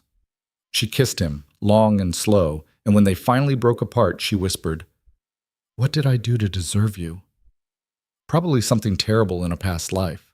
She laughed and swatted his arm. Jerk. You're jerk. Yeah, mine. The possessiveness in her voice sent heat through Caleb. They were on the couch, Lily asleep down the hall, and the apartment was quiet except for the sound of their breathing. I should go, Adriana said, but she didn't move. Stay. Caleb, just to sleep. I'll take the couch. You can have my bed. I don't want you going back to that empty penthouse tonight. Adriana's eyes searched his. Are you sure? Positive. She stayed. They whispered in the dark like conspirators sharing the pull-out couch because Adriana refused to take his bed, their bodies pressed close in the narrow space. Nothing happened beyond kissing and holding each other, but it felt more intimate than anything Caleb had experienced in years. In the morning, Lily found them and climbed onto the couch between them, cuddling into Adriana like it was the most natural thing in the world. You stayed, Lily said happily. I did. Is that okay? It's perfect. And it was. The three of them squished on the pull-out couch, Lily chattering about her dreams, Adriana listening with patient attention, Caleb watching them both and feeling his heart expand beyond what he thought it could hold. This was dangerous. This was terrifying. This was everything. Later that week, Caleb's truck broke down. The transmission finally gave up after months of warning signs he'd been ignoring because he couldn't afford the repair. He called Adriana from the side of the highway, frustrated and embarrassed. I can send a tow truck, she offered immediately. I've got it. Marcus is coming with his trailer. What about the repair? I'll figure it out. He would, somehow, even if it meant eating ramen for a month. But when Marcus dropped the truck at the mechanic's shop and Caleb got the estimate, $3,000, his stomach dropped. He didn't have $3,000. He barely had $300. He called Adriana that night after Lily was asleep and told her everything. I need to ask you something, and I need you to really think before you answer. Okay? Can you loan me the money for the repair? I'll pay you back, every cent. It might take a year, but I'll do it. Silence on the other end, then, no. Caleb's chest tightened. Okay, I understand. You don't. I'm not loaning you the money. I'm paying for the repair, as a gift. Adriana, before you argue, hear me out. You spend every day busting your ass to take care of your daughter. You never buy anything for yourself, never take a break, never ask for help. Let someone help you. Let me help you. I can't just take $3,000 from you. Why not? It's nothing to me, Caleb. I spend more than that on a single dress I'll wear once. But to you, it's mobility, freedom, the ability to work and take care of Lily. Please, let me do this. Caleb wanted to refuse, wanted to maintain his pride, his independence.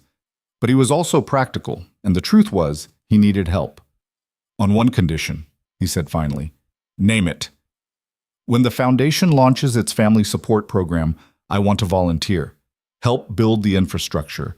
Work directly with families. Let me give back. Adriana's voice was thick with emotion. You'd do that? Of course. If you're going to support me, I want to support your work. Deal. God, I love you. The words hung in the air, sharp and sudden. Adriana stammered. I didn't mean, that just slipped out. I love you too, Caleb said, his heart pounding. I've been trying not to say it because it seemed too soon, but I do. I love you, Adriana. Really? Really? Even though I'm a disaster, especially because you're a disaster, you match my disaster perfectly. She laughed through tears. We're quite the pair. Yeah, we are. The truck was fixed 2 days later. Caleb picked it up and drove straight to Adriana's penthouse, letting himself up with the key she'd given him the week before. He found her in the study surrounded by papers, planning her foundation programs. Hey, she said, looking up with a smile. How's the truck? Perfect, thank you. You don't have to thank me. Caleb crossed to her, pulled her to her feet, and kissed her until they were both breathless. I'm thanking you anyway. For the truck. For being patient with me. For loving my daughter. For existing. When you put it like that, I'm pretty great. You are. You really are. They made love for the first time that afternoon, slow and tender and real. Afterward, lying tangled in Adriana's expensive sheets, Caleb traced patterns on her skin and felt something settle deep in his chest. This was home. Not a place, but a person. What are you thinking? Adriana asked sleepily. That I'm happy. Really, genuinely happy. I didn't think I'd feel this way again. Me either. She kissed his shoulder. You saved my life, you know. Not just at the beach. Every day since. Right back at you. They stayed like that until Caleb needed to pick up Lily from school. Adriana came with him, and they told his daughter about the truck repair on the drive home. So Adriana fixed the truck? Lily asked. She helped, yeah. That's good. We need the truck. Lily was quiet for a moment. Adriana, are you going to live with us? Caleb and Adriana exchanged glances. Would you want that? Adriana asked carefully. Yes. Then we could be a real family. We're already a real family, baby, Caleb said, whether Adriana lives with us or not. But it would be better if she lived with us. Hard to argue with 6-year-old logic. We'll talk about it, Adriana promised. Okay? Okay. That night, after Lily was asleep, they did talk about it. Seriously, honestly, laying out all the complications and concerns. It's too fast, Caleb said. We've known each other 3 months. I know, but I'm here every night anyway, and I hate going back to that empty penthouse. What about Lily? Moving someone in is a big deal for her. She asked for it. And I love her, Caleb. I want to be part of her life, officially. My apartment is tiny.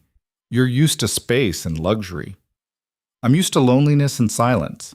I'll take tiny and full of life any day. Caleb wanted to say yes. Every part of him wanted it, but fear held him back. Fear of moving too fast, of setting Lily up for another loss, of not being enough for someone like Adriana long term. Let's give it another month, he said finally. Keep doing what we're doing, make sure this is real and not just honeymoon phase. Then we'll make a decision. Adriana nodded, understanding even though he could see the disappointment in her eyes. That's fair, smart even. I'm not saying no, I'm saying let's be careful, for everyone's sake. I know. She kissed him softly. 1 month, then we figure out the rest of our lives. Deal. But Caleb already knew what his answer would be. He'd known the moment Lily asked the question, the moment Adriana said she loved him, maybe even the moment he'd pulled her from the ocean.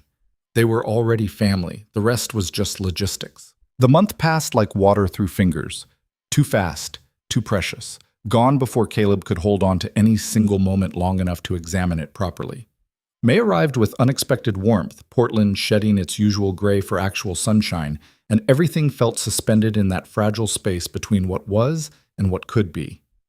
Adriana was there for everything. Lily's field trip to the Science Museum, where she volunteered as a chaperone and spent the entire day answering questions from a dozen 6-year-olds who decided she was the coolest grown-up they'd ever met. Caleb's crew barbecue, where she'd shown up in jeans and helped Marcus's wife with the potato salad, laughing at construction stories and fitting in so naturally that by the end of the night, Marcus pulled Caleb aside and said, "Don't screw this up, man. She's a keeper." She was there on the hard days, too. When Lily came home crying because a girl at school said she was weird for not having a mommy, Adriana had held her and said, "You know what? I didn't have a mommy either when I was your age. And we turned out pretty great, didn't we?" When Caleb's landlord raised the rent and he'd spent an entire evening staring at his budget trying to make numbers work that simply wouldn't, Adriana had sat beside him in silence, not offering solutions, just being present while he figured it out. The foundation work consumed her in the best possible way. She'd hired a director of programs, a woman named Sarah, who'd spent 20 years doing community outreach, and together they were building something real. Family resource centers, emergency housing assistance, subsidized childcare. Adriana came to the apartment with binders full of proposals, asking Caleb's opinion on everything from location scouting to program design. "What do you think about this neighborhood?" she'd ask, showing him maps on her laptop. "Too far from public transit?" "Probably. Most people we're trying to help don't have cars." "Right, good point." She'd make notes, adjust plans, treat his input like it mattered as much as any consultant's. Caleb found himself caring about the work almost as much as she did. He started sketching out ideas for the resource centers, efficient layouts that maximized limited space, designs that felt welcoming instead of institutional. Adriana loved every suggestion, implemented most of them, and kept telling him he was wasted in residential construction.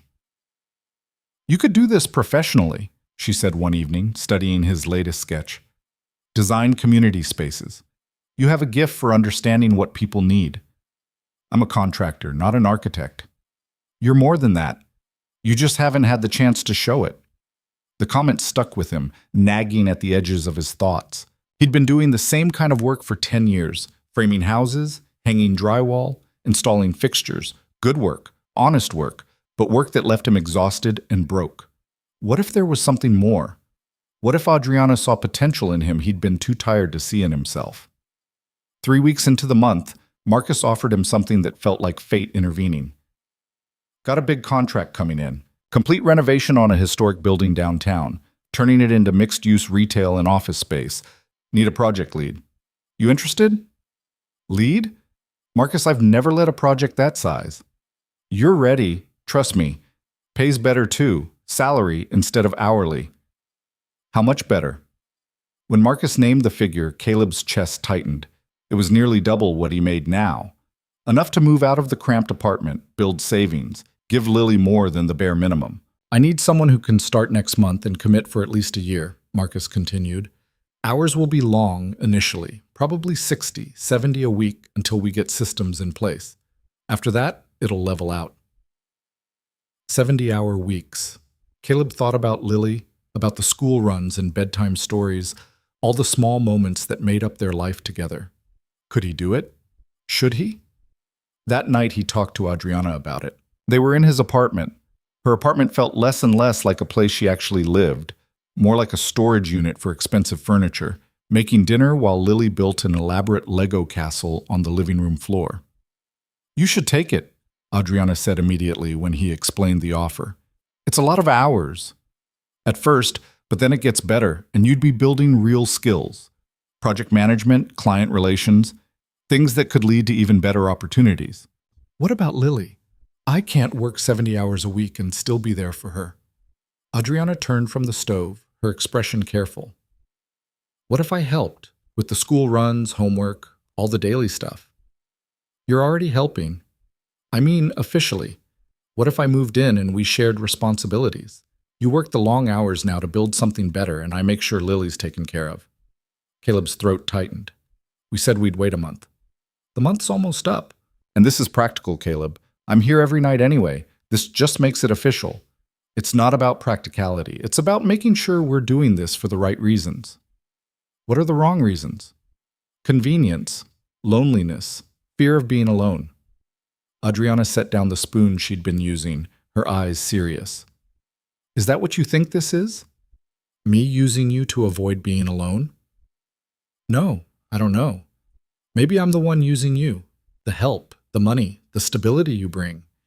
Or maybe we're two people who love each other and want to build a life together. Why does it have to be more complicated than that? Because life is complicated. Because my daughter's involved. And if this doesn't work out, she's the one who gets hurt. And if it does work out, if we're actually good together and I'm actually good for Lily? Adriana's voice rose slightly. At what point do you stop waiting for disaster and start trusting that good things can happen? Lily appeared in the kitchen doorway, her expression worried. Why are you fighting? We're not fighting, baby, Caleb said quickly. Just talking about grown-up stuff. It sounds like fighting. Lily looked between them. Are you going to leave like Mommy did? The question hit Caleb like a physical blow. He crouched down to Lily's level. Hey, no, that's not happening. But Lily was looking at Adriana. Are you leaving? Adriana's eyes filled with tears. She knelt beside Caleb, taking Lily's small hands in hers. I'm not leaving, I promise. Your dad and I are just figuring some things out, but I'm not going anywhere. You promise? I promise. You're stuck with me, kiddo. Lily threw her arms around Adriana's neck, and Caleb watched his daughter cling to this woman who'd walked into their lives 4 months ago and become essential. The fear he felt wasn't about whether Adriana would leave. It was about what would happen to both of them if she did. After they put Lily to bed, they returned to the conversation with softer voices and calmer hearts. I'm scared, Caleb admitted, of screwing this up, of not being enough, of building something with you and then watching it fall apart. I'm scared too, Adriana said. Every single day. But I'm more scared of walking away from this because of fear. We could be happy, Caleb. Really happy. Don't we deserve that chance? What if I take this job and we both realize I'm never home? What if the long hours kill what we have? What if they don't? What if we're strong enough to handle it? Caleb pulled her close, breathing in the scent of her. Okay. Okay, what? Okay, move in. Okay, I'll take the job. Okay, let's do this thing and see what happens. Adriana pulled back, searching his face. Are you sure? No, but I'm doing it anyway. She kissed him then, and it tasted like possibility and terror and hope all mixed together. The logistics proved complicated. Adriana wanted to keep her penthouse initially, just in case for the first few months, which Caleb understood even if it stung slightly. She started moving things in gradually, a few boxes at a time. Clothes and toiletries first, then books and small personal items. Each addition made the apartment feel more crowded and more complete simultaneously. Lily was ecstatic. She helped Adriana unpack, assigned drawer space with the seriousness of a general deploying troops, and insisted on a family meeting to establish house rules. Rule 1, Lily announced, sitting cross-legged on the couch with a notebook she'd decorated with stickers. We eat dinner together every night. We can do that, Adriana agreed. Rule 2, no one leaves without saying goodbye. Caleb's chest tightened at that one, but he nodded. Good rule. Well, Rule 3. Adriana has to do the bedtime story on Tuesdays and Thursdays because Daddy does funny voices, but Adriana does better characters. I'm honored, Adriana said, laughing. They added a few more rules about cleaning up after yourself and being kind and not eating Lily's special snacks, and by the end, they had a framework that felt surprisingly solid. The first official night of Adriana living there, they ordered pizza and watched a movie, the three of them squished on the couch. It felt exactly like all the other nights she'd been there. Except now her keys hung on the hook by the door, her coffee mug sat in the cabinet. Her presence had weight and permanence. "This is nice," Adriana whispered, Lily asleep between them. "Yeah," Caleb agreed. "It really is." He started the new job the following Monday, and Marcus hadn't been kidding about the hours. Caleb left before Lily woke up and came home after she was asleep more often than not. The work was challenging, coordinating subcontractors, managing timelines, dealing with the endless complications that came with renovating a 100-year-old building. But it was also engaging in a way framing houses had never been. He was building something that would last, creating something beautiful from something broken. The parallels to his personal life weren't lost on him. Adriana kept her promise, stepping into the gaps Caleb's absence created. She did school pickup, helped with homework, made dinner even when it turned into disasters that required pizza delivery as backup. She learned Lily's routine, her moods, her triggers. When Lily had a meltdown about a math worksheet, Adriana didn't panic. She just sat with her until the tears stopped, then worked through the problems together. Caleb would come home exhausted, covered in dust, his back aching, to find Lily asleep and Adriana waiting with reheated dinner and patient attention. She'd listen to him talk about the job, offer suggestions when he asked for them, just be present when he didn't. "How do you do this, Vet?" he asked one night, 3 weeks into the new schedule. "Work on the foundation, take care of Lily, still have energy for me?" "The same way you do it," Adriana said. "Because it matters. Because I love you both. I feel like I'm not pulling my weight. You're building our future, that's pulling your weight." But guilt nagged at Caleb anyway. He was missing things. Parent-teacher conferences Adriana attended alone, a field day at school where Lily won second place in the obstacle course, bedtime stories that had become Adriana's domain almost entirely. "Am I being a bad father?" he asked Marcus one day on site. Marcus, a father of 3, considered the question seriously. "You're being a working father. There's a difference. Sometimes you miss things to provide things. Long as you show up when it really counts, you're doing fine." "What counts is really counting. You'll know it when you see it." The answer came 2 weeks later when Lily's school called. She'd had an incident on the playground. A boy had pushed her, she'd pushed back, and now there was blood and tears, and the principal wanted someone there immediately. Caleb was in the middle of a meeting with the building's owners, discussing timeline delays and budget overruns. His phone buzzed with Adriana's text. "School called. Lily's okay, but they need a parent there. I'm in a meeting with investors. Can you go?" He looked at the owners, at the architect, at Marcus, who gave him a subtle nod. "I need to leave," Caleb said, standing. "Family emergency." He made it to the school in 15 minutes, breaking several traffic laws. Found Lily in the nurse's office with a bloody nose and tear-streaked face, the boy who'd pushed her sitting outside the principal's office, looking equally miserable. "Daddy!" Lily launched herself at him, and Caleb caught her, holding tight. "I'm here, baby. I'm here. What happened?" The story came out in gasps and hiccups. The boy had said mean things about Lily not having a real family. Lily had told him she did too have a family, a daddy and an Adriana. The boy said Adriana didn't count because she wasn't married to Daddy. Lily said she counted more than anyone. The boy pushed her. Lily pushed back. He fell and scraped his knee. She got a bloody nose from his flailing hand. The principal wanted to suspend both children for fighting, but Caleb argued, calmly, firmly, that his daughter had been defending herself and her family. After a tense 20 minutes and several phone calls, the principal agreed to let both kids off with warnings. On the drive home, Lily was quiet, staring out the window. "You okay, kiddo?" Caleb asked. "Is Adriana part of our family? Real family?" Caleb's hands tightened on the wheel. "What do you think?" "I think she is. She lives with us and takes care of me and makes you smile. That's family, right?" "Yeah, baby, that's family." "Then why did that boy say she doesn't count?" "Because some people have narrow ideas about what family means. But family isn't just about marriage certificates or biology. It's about who shows up, who stays, who loves you no matter what." He glanced at her in the rearview mirror. "Adriana does all those things." "So we're a real family?" "The realest family I know." When they got home, Adriana was already there, having cut her meeting short. She took one look at Lily's tear-stained face and pulled her into a fierce hug. I heard you were very brave today, Adriana said. I pushed someone. I heard. Want to talk about it?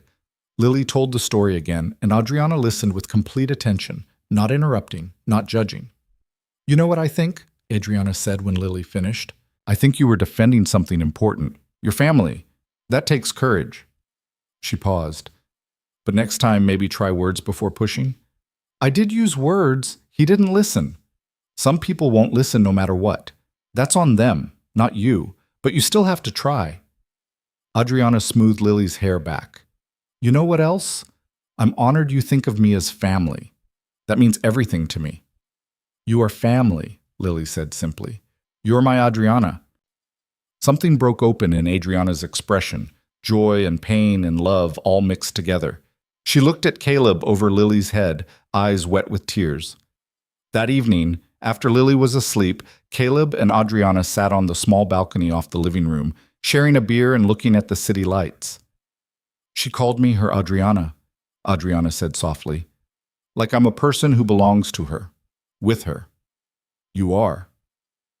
What that boy said about me not counting because we're not married, it got me thinking.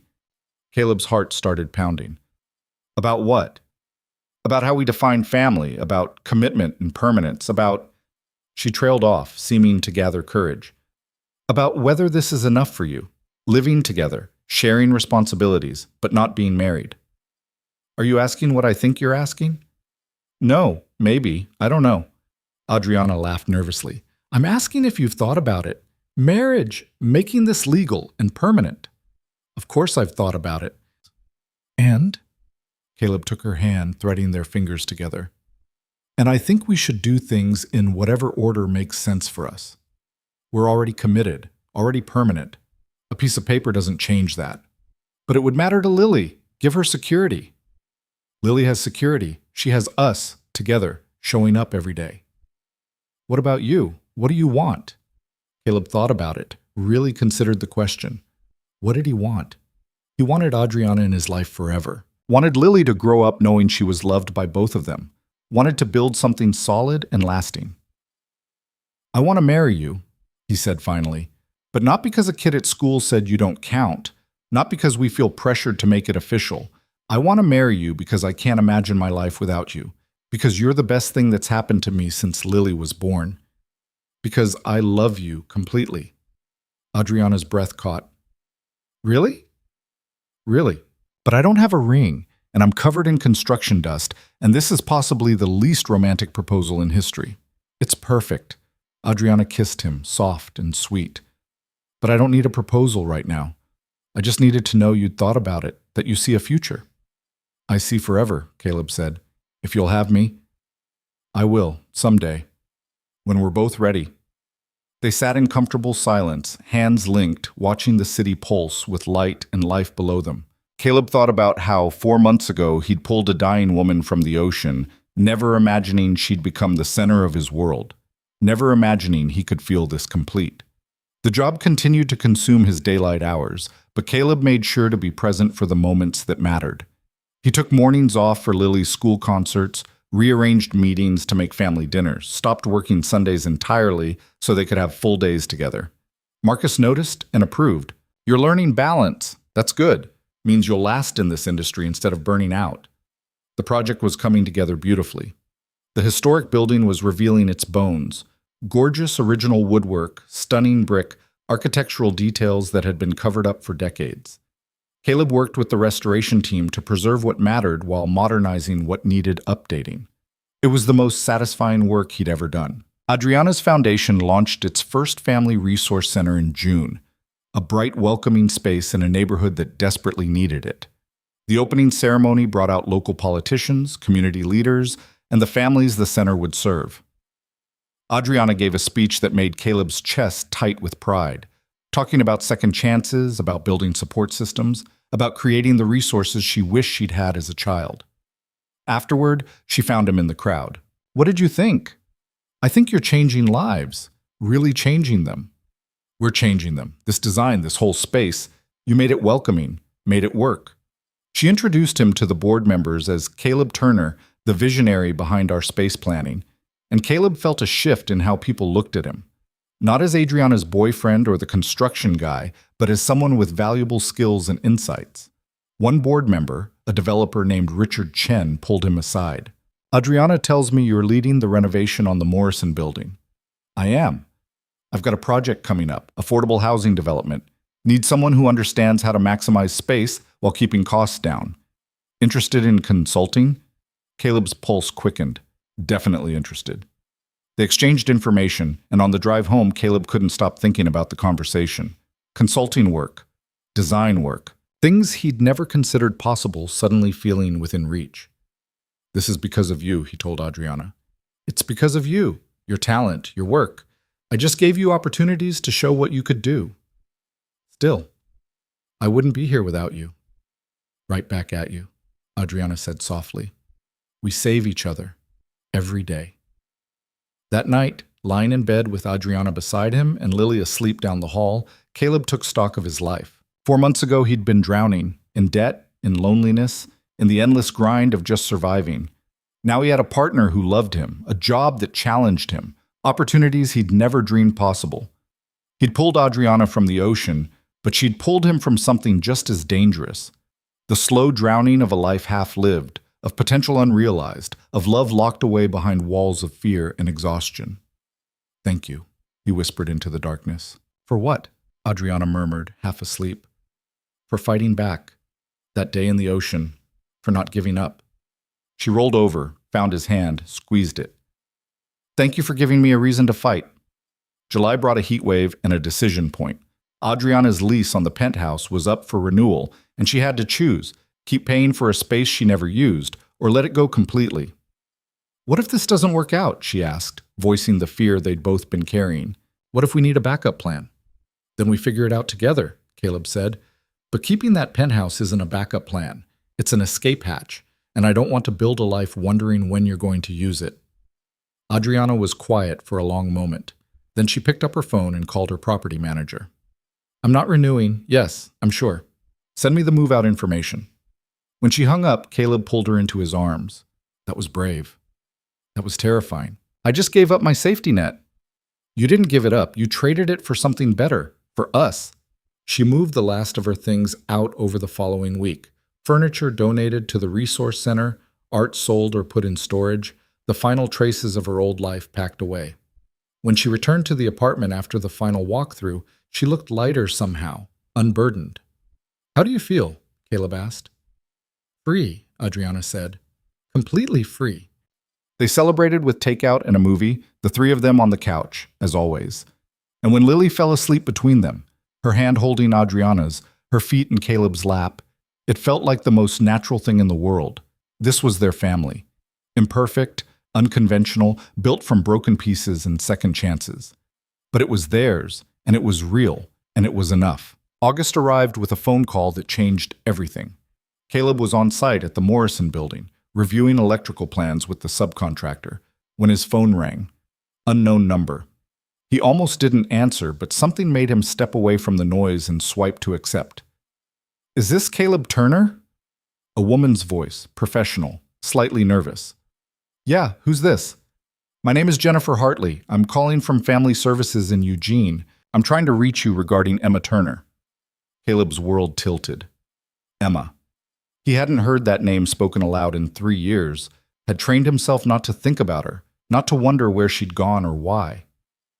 What about her? His voice came out harder than intended. Mr. Turner, I'm very sorry to inform you that Ms. Turner passed away 2 weeks ago. Car accident on Highway 101. We've been trying to locate next of kin, and your information was listed in her personal effects. The words didn't make sense at first. Emma was dead. The woman who'd given birth to Lily, who'd left them both, who'd been existing somewhere in the world all this time, just gone. Mr. Turner, are you still there? Yeah, I'm here. Caleb leaned against the building's brick wall, his legs suddenly unreliable. Why are you calling me? We've been divorced for 3 years. We understand that. However, Ms. Turner had a daughter, Sophia. She's 4 years old. The world stopped completely. What? Sophia Turner, age 4. Ms. Turner was her sole guardian. With her death, we need to locate family members who might be able to take custody.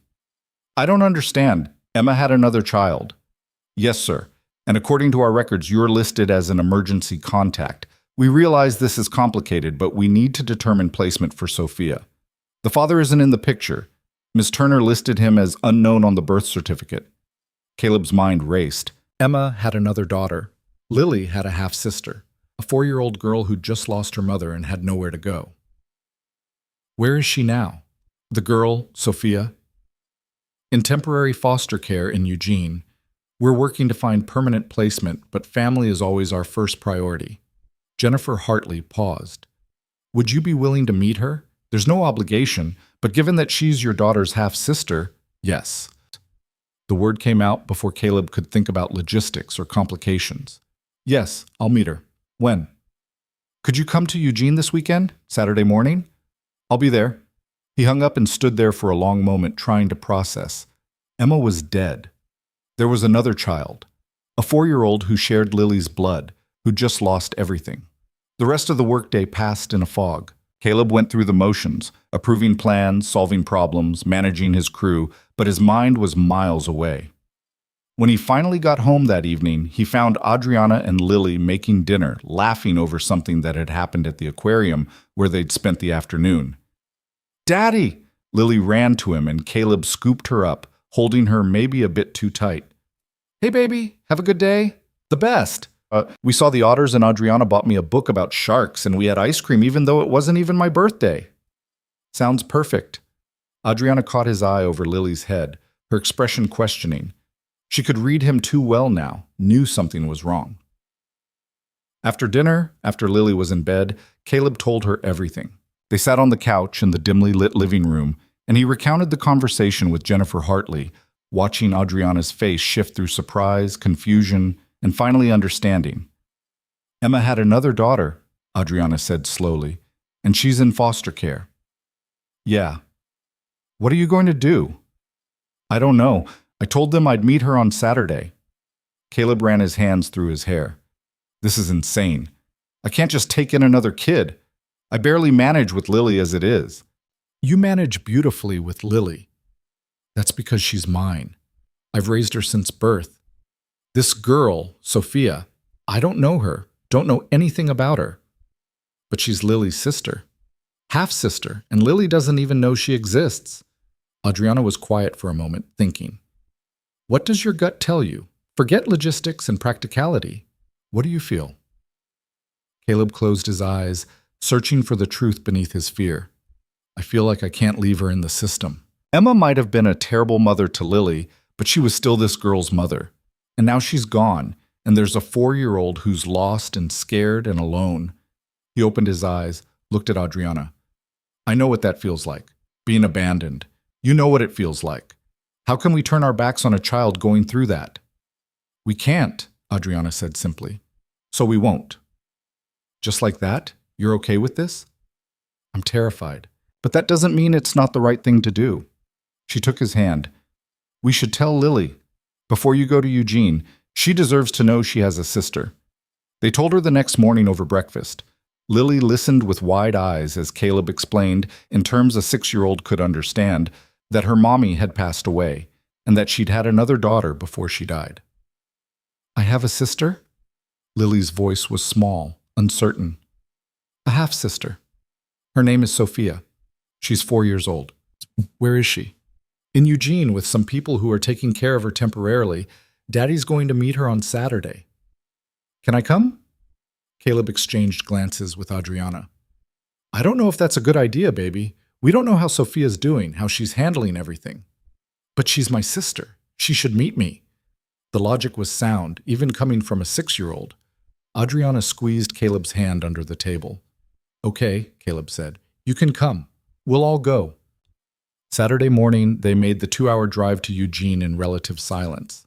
Lily asked questions. What does Sophia look like? Does she like unicorns? Will she want to play with me? That Caleb couldn't answer.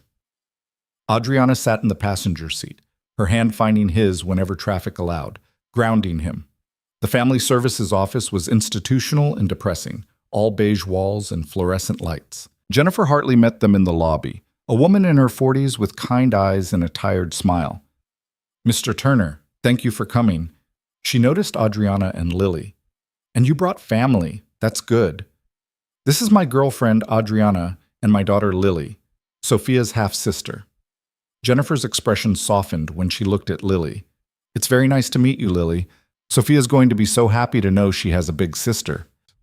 They were led to a small meeting room with toys scattered on the floor and child-sized furniture. A woman sat in one of the adult chairs, and beside her, on the floor building a tower from blocks, was a little girl with Emma's dark hair and delicate features. Sophia looked up when they entered, and Caleb's breath caught. She had Emma's face, but different eyes, lighter, almost hazel. She was tiny, smaller than Lily had been at 4, wearing pink leggings and a t-shirt with a cartoon character he didn't recognize. Sophia, Jennifer said gently, these are some people who wanted to meet you. This is Mr. Turner, and this is Lily. She's your big sister. Sophia's eyes went wide. She looked at Lily with an expression Caleb couldn't read, hope and fear mixed together. Lily, with the fearlessness of children, walked straight over and sat down on the floor beside her. Hi, I'm Lily. I like your shirt. What's that character? Rainbow Princess, Sophia whispered. Her voice was so quiet Caleb barely heard it. Cool. I like unicorns. Do you like unicorns? Sophia nodded. Want to see my unicorn? I brought him. Lily pulled a small stuffed unicorn from her backpack, the one from the aquarium gift shop.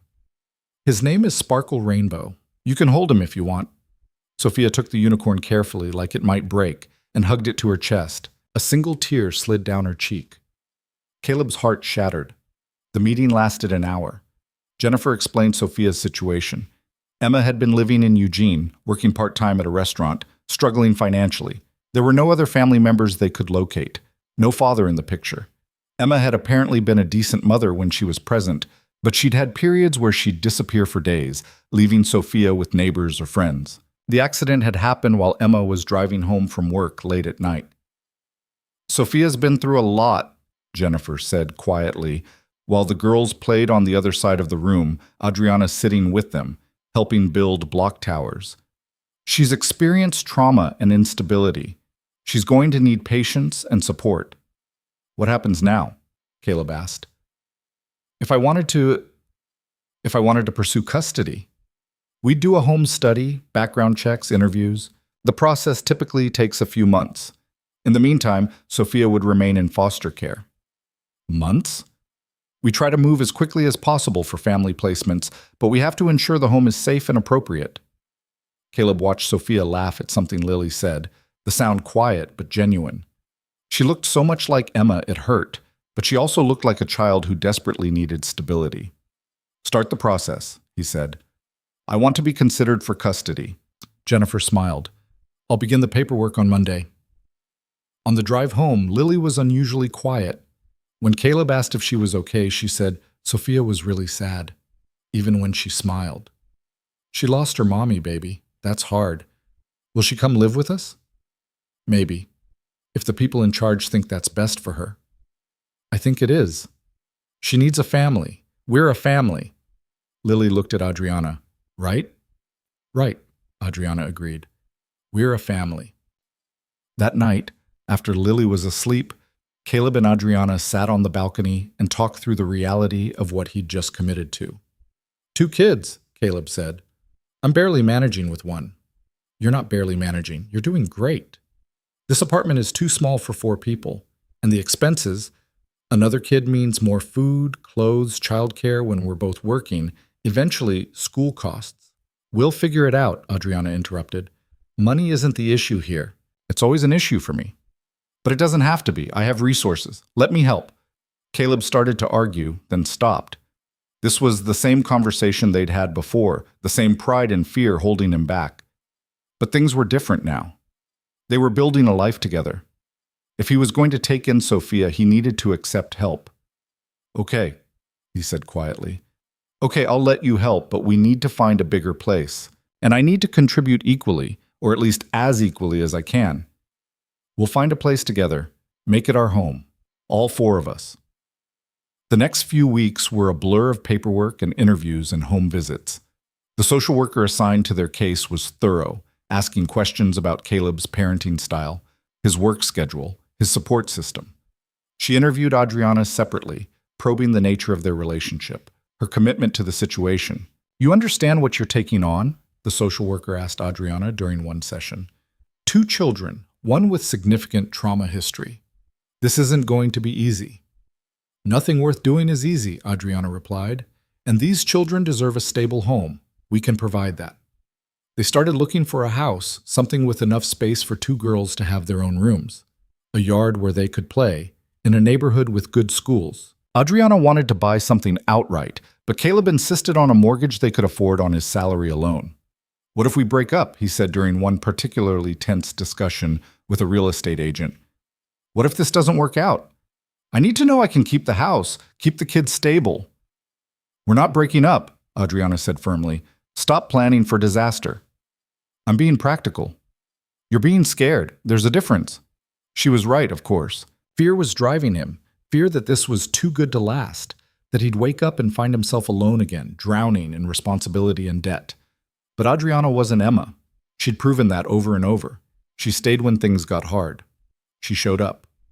They found a house in late September, a modest 3-bedroom in a quiet neighborhood with good schools and a yard big enough for running around. It needed work, but Caleb could do most of it himself. The price was higher than he wanted, but manageable with Adriana's help. "This is it," Lily announced when they toured the property. "This is our house. I can feel it." Sophia, who'd been visiting on weekends as the custody process progressed, walked through the rooms silently, touching walls and door frames like she was testing their solidity. "Do I get my own room?" she asked quietly. "You do," Adriana said, kneeling beside her. "Want to pick which one?" Sophia chose the smallest bedroom, the one with a window overlooking the backyard. "I like that I can see outside," she explained. "In case I need to." The comment broke Caleb's heart. This little girl had learned to plan escape routes, to check exits. What had her life been like with Emma? The custody hearing happened in October. Caleb sat in a courtroom that smelled like old wood and stale air, listening to Jennifer Hartley testify about Sophia's needs and his suitability as a guardian. The judge asked questions about his job, his home, his plans for Sophia's care. "Mr. Turner, you understand this child has experienced significant trauma. She may have behavioral issues, attachment difficulties. Are you prepared for that?" "I am, Your Honor. I know it won't be easy. But she deserves a family, and I can give her that." "And Ms. Vale," the judge looked at Adriana, who sat beside Caleb in a navy suit, looking every inch the successful businesswoman she was. "You're not married to Mr. Turner, is that correct?" "That's correct." "But you're committed to this arrangement? To helping raise these children?" "Absolutely, Your Honor. I love both girls. I'm fully committed to providing them with a stable, loving home." The judge studied them both for a long moment, then looked at Sophia, who sat quietly beside the social worker, clutching the unicorn Lily had given her months ago. "Miss Sophia, do you like staying with Mr. Turner and Lily?" Sophia nodded. "Can you use your words, honey?" "Yes," Sophia whispered. "I like it. Lily's nice, and Adriana reads good stories." "Would you like to live with them permanently?" Another nod. "Can I?" The judge's expression softened. "I think that can be arranged." The gavel came down, and just like that, Caleb became the father of two. They moved into the house in early November, all 4 of them working together to unpack boxes and arrange furniture. Lily helped Sophia decorate her room, hanging glow-in-the-dark stars on the ceiling like the ones in her own room. Adriana painted the kitchen a warm yellow, while Caleb fixed the loose boards on the porch. It felt like playing house, except it was real. This was their life now. Sophia struggled at first. She had nightmares that left her screaming in the dark. Moments of panic when she couldn't find Adriana or Caleb, days where she refused to speak to anyone. The therapist they took her to said it was normal, grief and trauma manifesting in a 4-year-old's limited emotional vocabulary. Give her time, the therapist advised. Consistency, patience, love. That's what heals. Caleb and Adriana gave her all 3. They established routines. Breakfast together every morning, family dinners every night, bedtime stories that rotated between them. Slowly, incrementally, Sophia began to relax. Her smiles came more easily. Her nightmares decreased. She started calling Caleb Daddy, like Lily did, started holding Adriana's hand without prompting. One evening in December, Caleb found Sophia and Lily in Lily's room, playing with dolls. He stood in the doorway, unnoticed, listening to them. "And then the princess saves herself," Lily was saying, making her doll climb a tower made of blocks. "What about the prince?" Sophia asked. "The prince helps, but she doesn't need saving. She's strong." "Like Adriana?" "Yeah, like Adriana." Lily paused. "Are you happy here, Sophia, with us?" Sophia was quiet for a moment. "I miss my old mommy sometimes." "That's okay. I miss my old mommy too, even though she left. Missing people is normal. But I like it here better." "You don't leave me alone. Nobody leaves." "Nobody's going to leave. We're family now." Caleb had to walk away before they saw him crying. That night, he and Adriana lay in bed in their new house, in their new life, and Caleb finally asked the question he'd been holding for months. "Will you marry me?" Adriana went still. "What?" "I know I already asked, sort of, months ago, but I'm asking for real now. Will you marry me? Not because we're supposed to, not because the kids need us to, but because I love you and I want to build this life with you officially, permanently." He rolled to face her. "I still don't have a ring, still don't have a fancy speech, but I have a home now, and a family, and a future, and I want all of it with you." Adriana's eyes filled with tears. "Yes, yes, of course, yes." They kissed in the dark, and it felt like sealing a promise they'd been making all along. They told the girls the next morning over pancakes. Lily cheered and immediately started planning the wedding. "Can I be the flower girl? Can we have a princess cake? Can we get a puppy?" While Sophia watched with cautious hope. "Does this mean Adriana is staying forever?" Sophia asked. "Forever," Adriana confirmed, reaching across the table to take her small hand. "I'm not going anywhere." "Good. I like you here. I like being here." They got married in February, exactly 1 year after the day Caleb had pulled Adriana from the ocean. The ceremony was small, just them, the girls, Marcus and his family, a handful of close friends. They held it at Cannon Beach, right there on the sand where everything had started. Caleb wore the same suit he'd borrowed for the charity gala. Adriana wore a simple white dress that the wind kept pressing against her legs. Lily and Sophia scattered flower petals with varying degrees of accuracy, and when the officiant asked if they had vows, Caleb spoke from the heart. "A year ago, I thought I was just saving someone's life. I had no idea I was actually finding mine. Adriana, you've given me more than I knew how to ask for. You've shown me that broken things can be beautiful, that second chances are real, that family isn't about biology, it's about choice. I choose you, today and every day after." Adriana wiped her eyes, then spoke through tears. "I walked into that ocean because I couldn't see a future worth living. Then you pulled me back, and you gave me a reason to stay. You gave me love and purpose, and a family I didn't know I needed. Caleb, you saved me in every way a person can be saved. I choose you too, always." They kissed while the waves crashed behind them, and the girls cheered, and Caleb thought about all the moments that had led to this one: the rescue, the dinners, the fights and makeups, the decision to take in Sophia, all of it building toward this perfect, imperfect moment. After the ceremony, they had a small reception at a restaurant overlooking the ocean. During dinner, Adriana pulled Caleb aside. "I have something for you. A wedding present." "We said no presents." "I lied." She handed him an envelope. Inside was a document, a deed to the Morrison building and several other properties. "The foundation is purchasing them, and I want you to lead the construction and renovation of our second family resource center." Caleb stared at the papers.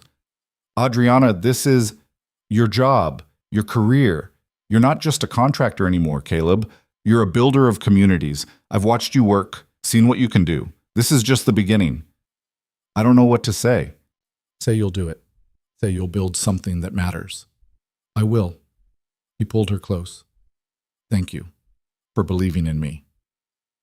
Thank you for giving me something to believe in." They danced to a song about second chances while their daughters spun in circles nearby, dizzy with joy. Marcus made a toast about finding family in unexpected places. The sun set over the Pacific, painting everything gold. Later, much later, After the guests had left and the girls were asleep in their hotel room, with Marcus's wife watching them, Caleb and Adriana walked along the beach where they'd first met. "You know what's funny?" Adriana said, stopping at the spot where Caleb had performed CPR a year ago. "I spent so much of my life feeling empty, like I was just going through motions, waiting for something to give me purpose. And now? Now I feel full, sometimes so full I don't know how to contain it all." She looked at him. "You did that.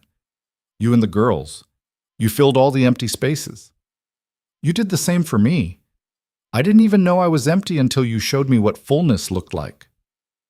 They stood there as the waves rolled in, the same waves that had nearly taken Adriana's life and had somehow given them both new ones. The ocean was dark and vast, eternal and indifferent, but they'd carved meaning from its chaos. "I'm glad you pulled me out," Adriana said quietly.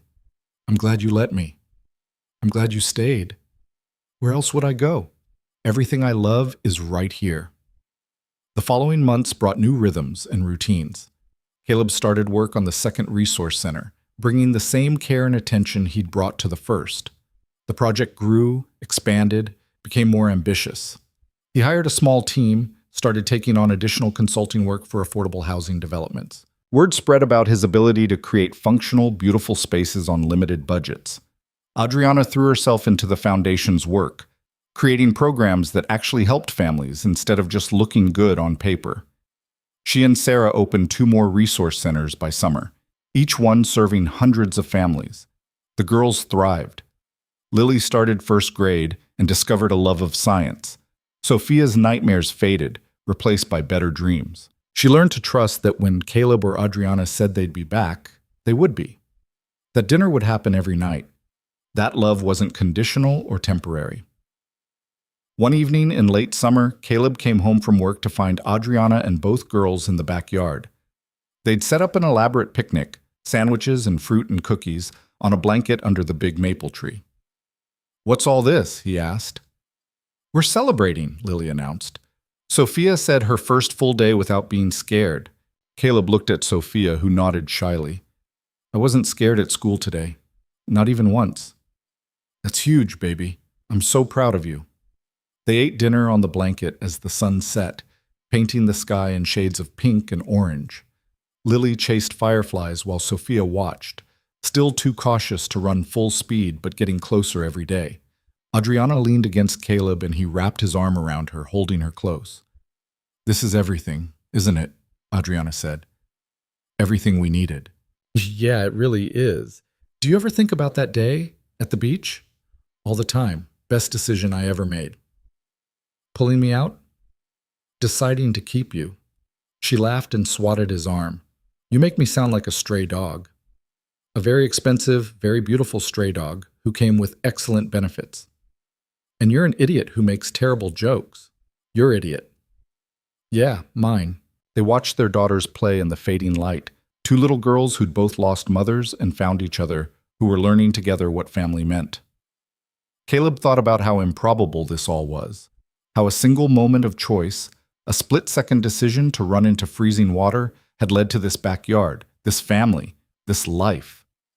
He'd pulled Adriana from the ocean thinking he was saving her life.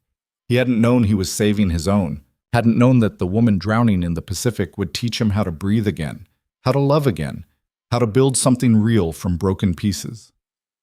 Later that night, after the girls were asleep, Caleb and Adriana sat on the porch swing he'd built from reclaimed wood.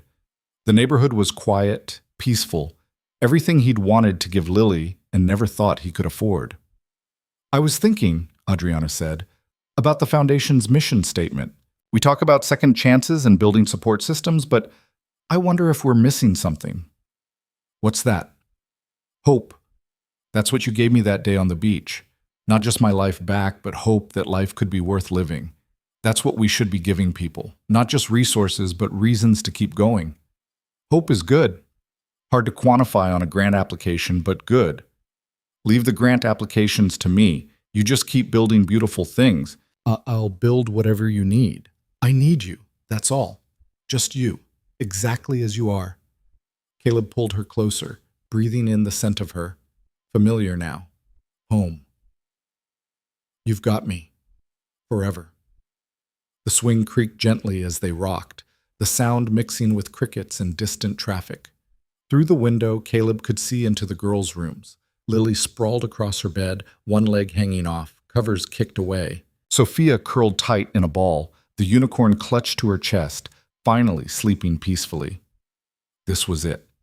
The life he'd been building toward without knowing it. Not perfect, nothing ever was.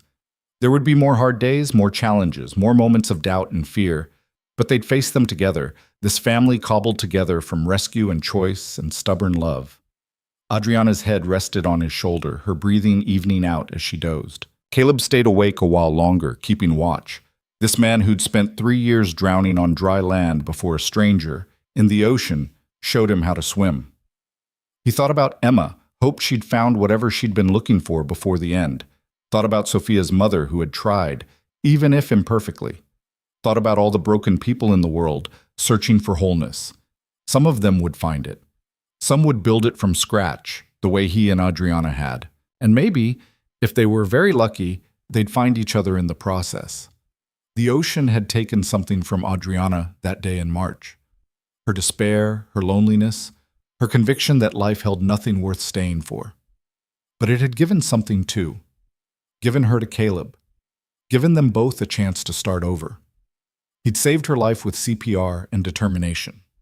She'd saved his with kindness and presence and the courage to stay even when staying was hard. In the end, they'd saved each other. And in the process, they'd built something neither could have imagined. A family forged not from biology or obligation, but from choice. From showing up. From the simple, radical act of loving broken people and trusting they'd heal together. That was enough. More than enough. It was everything.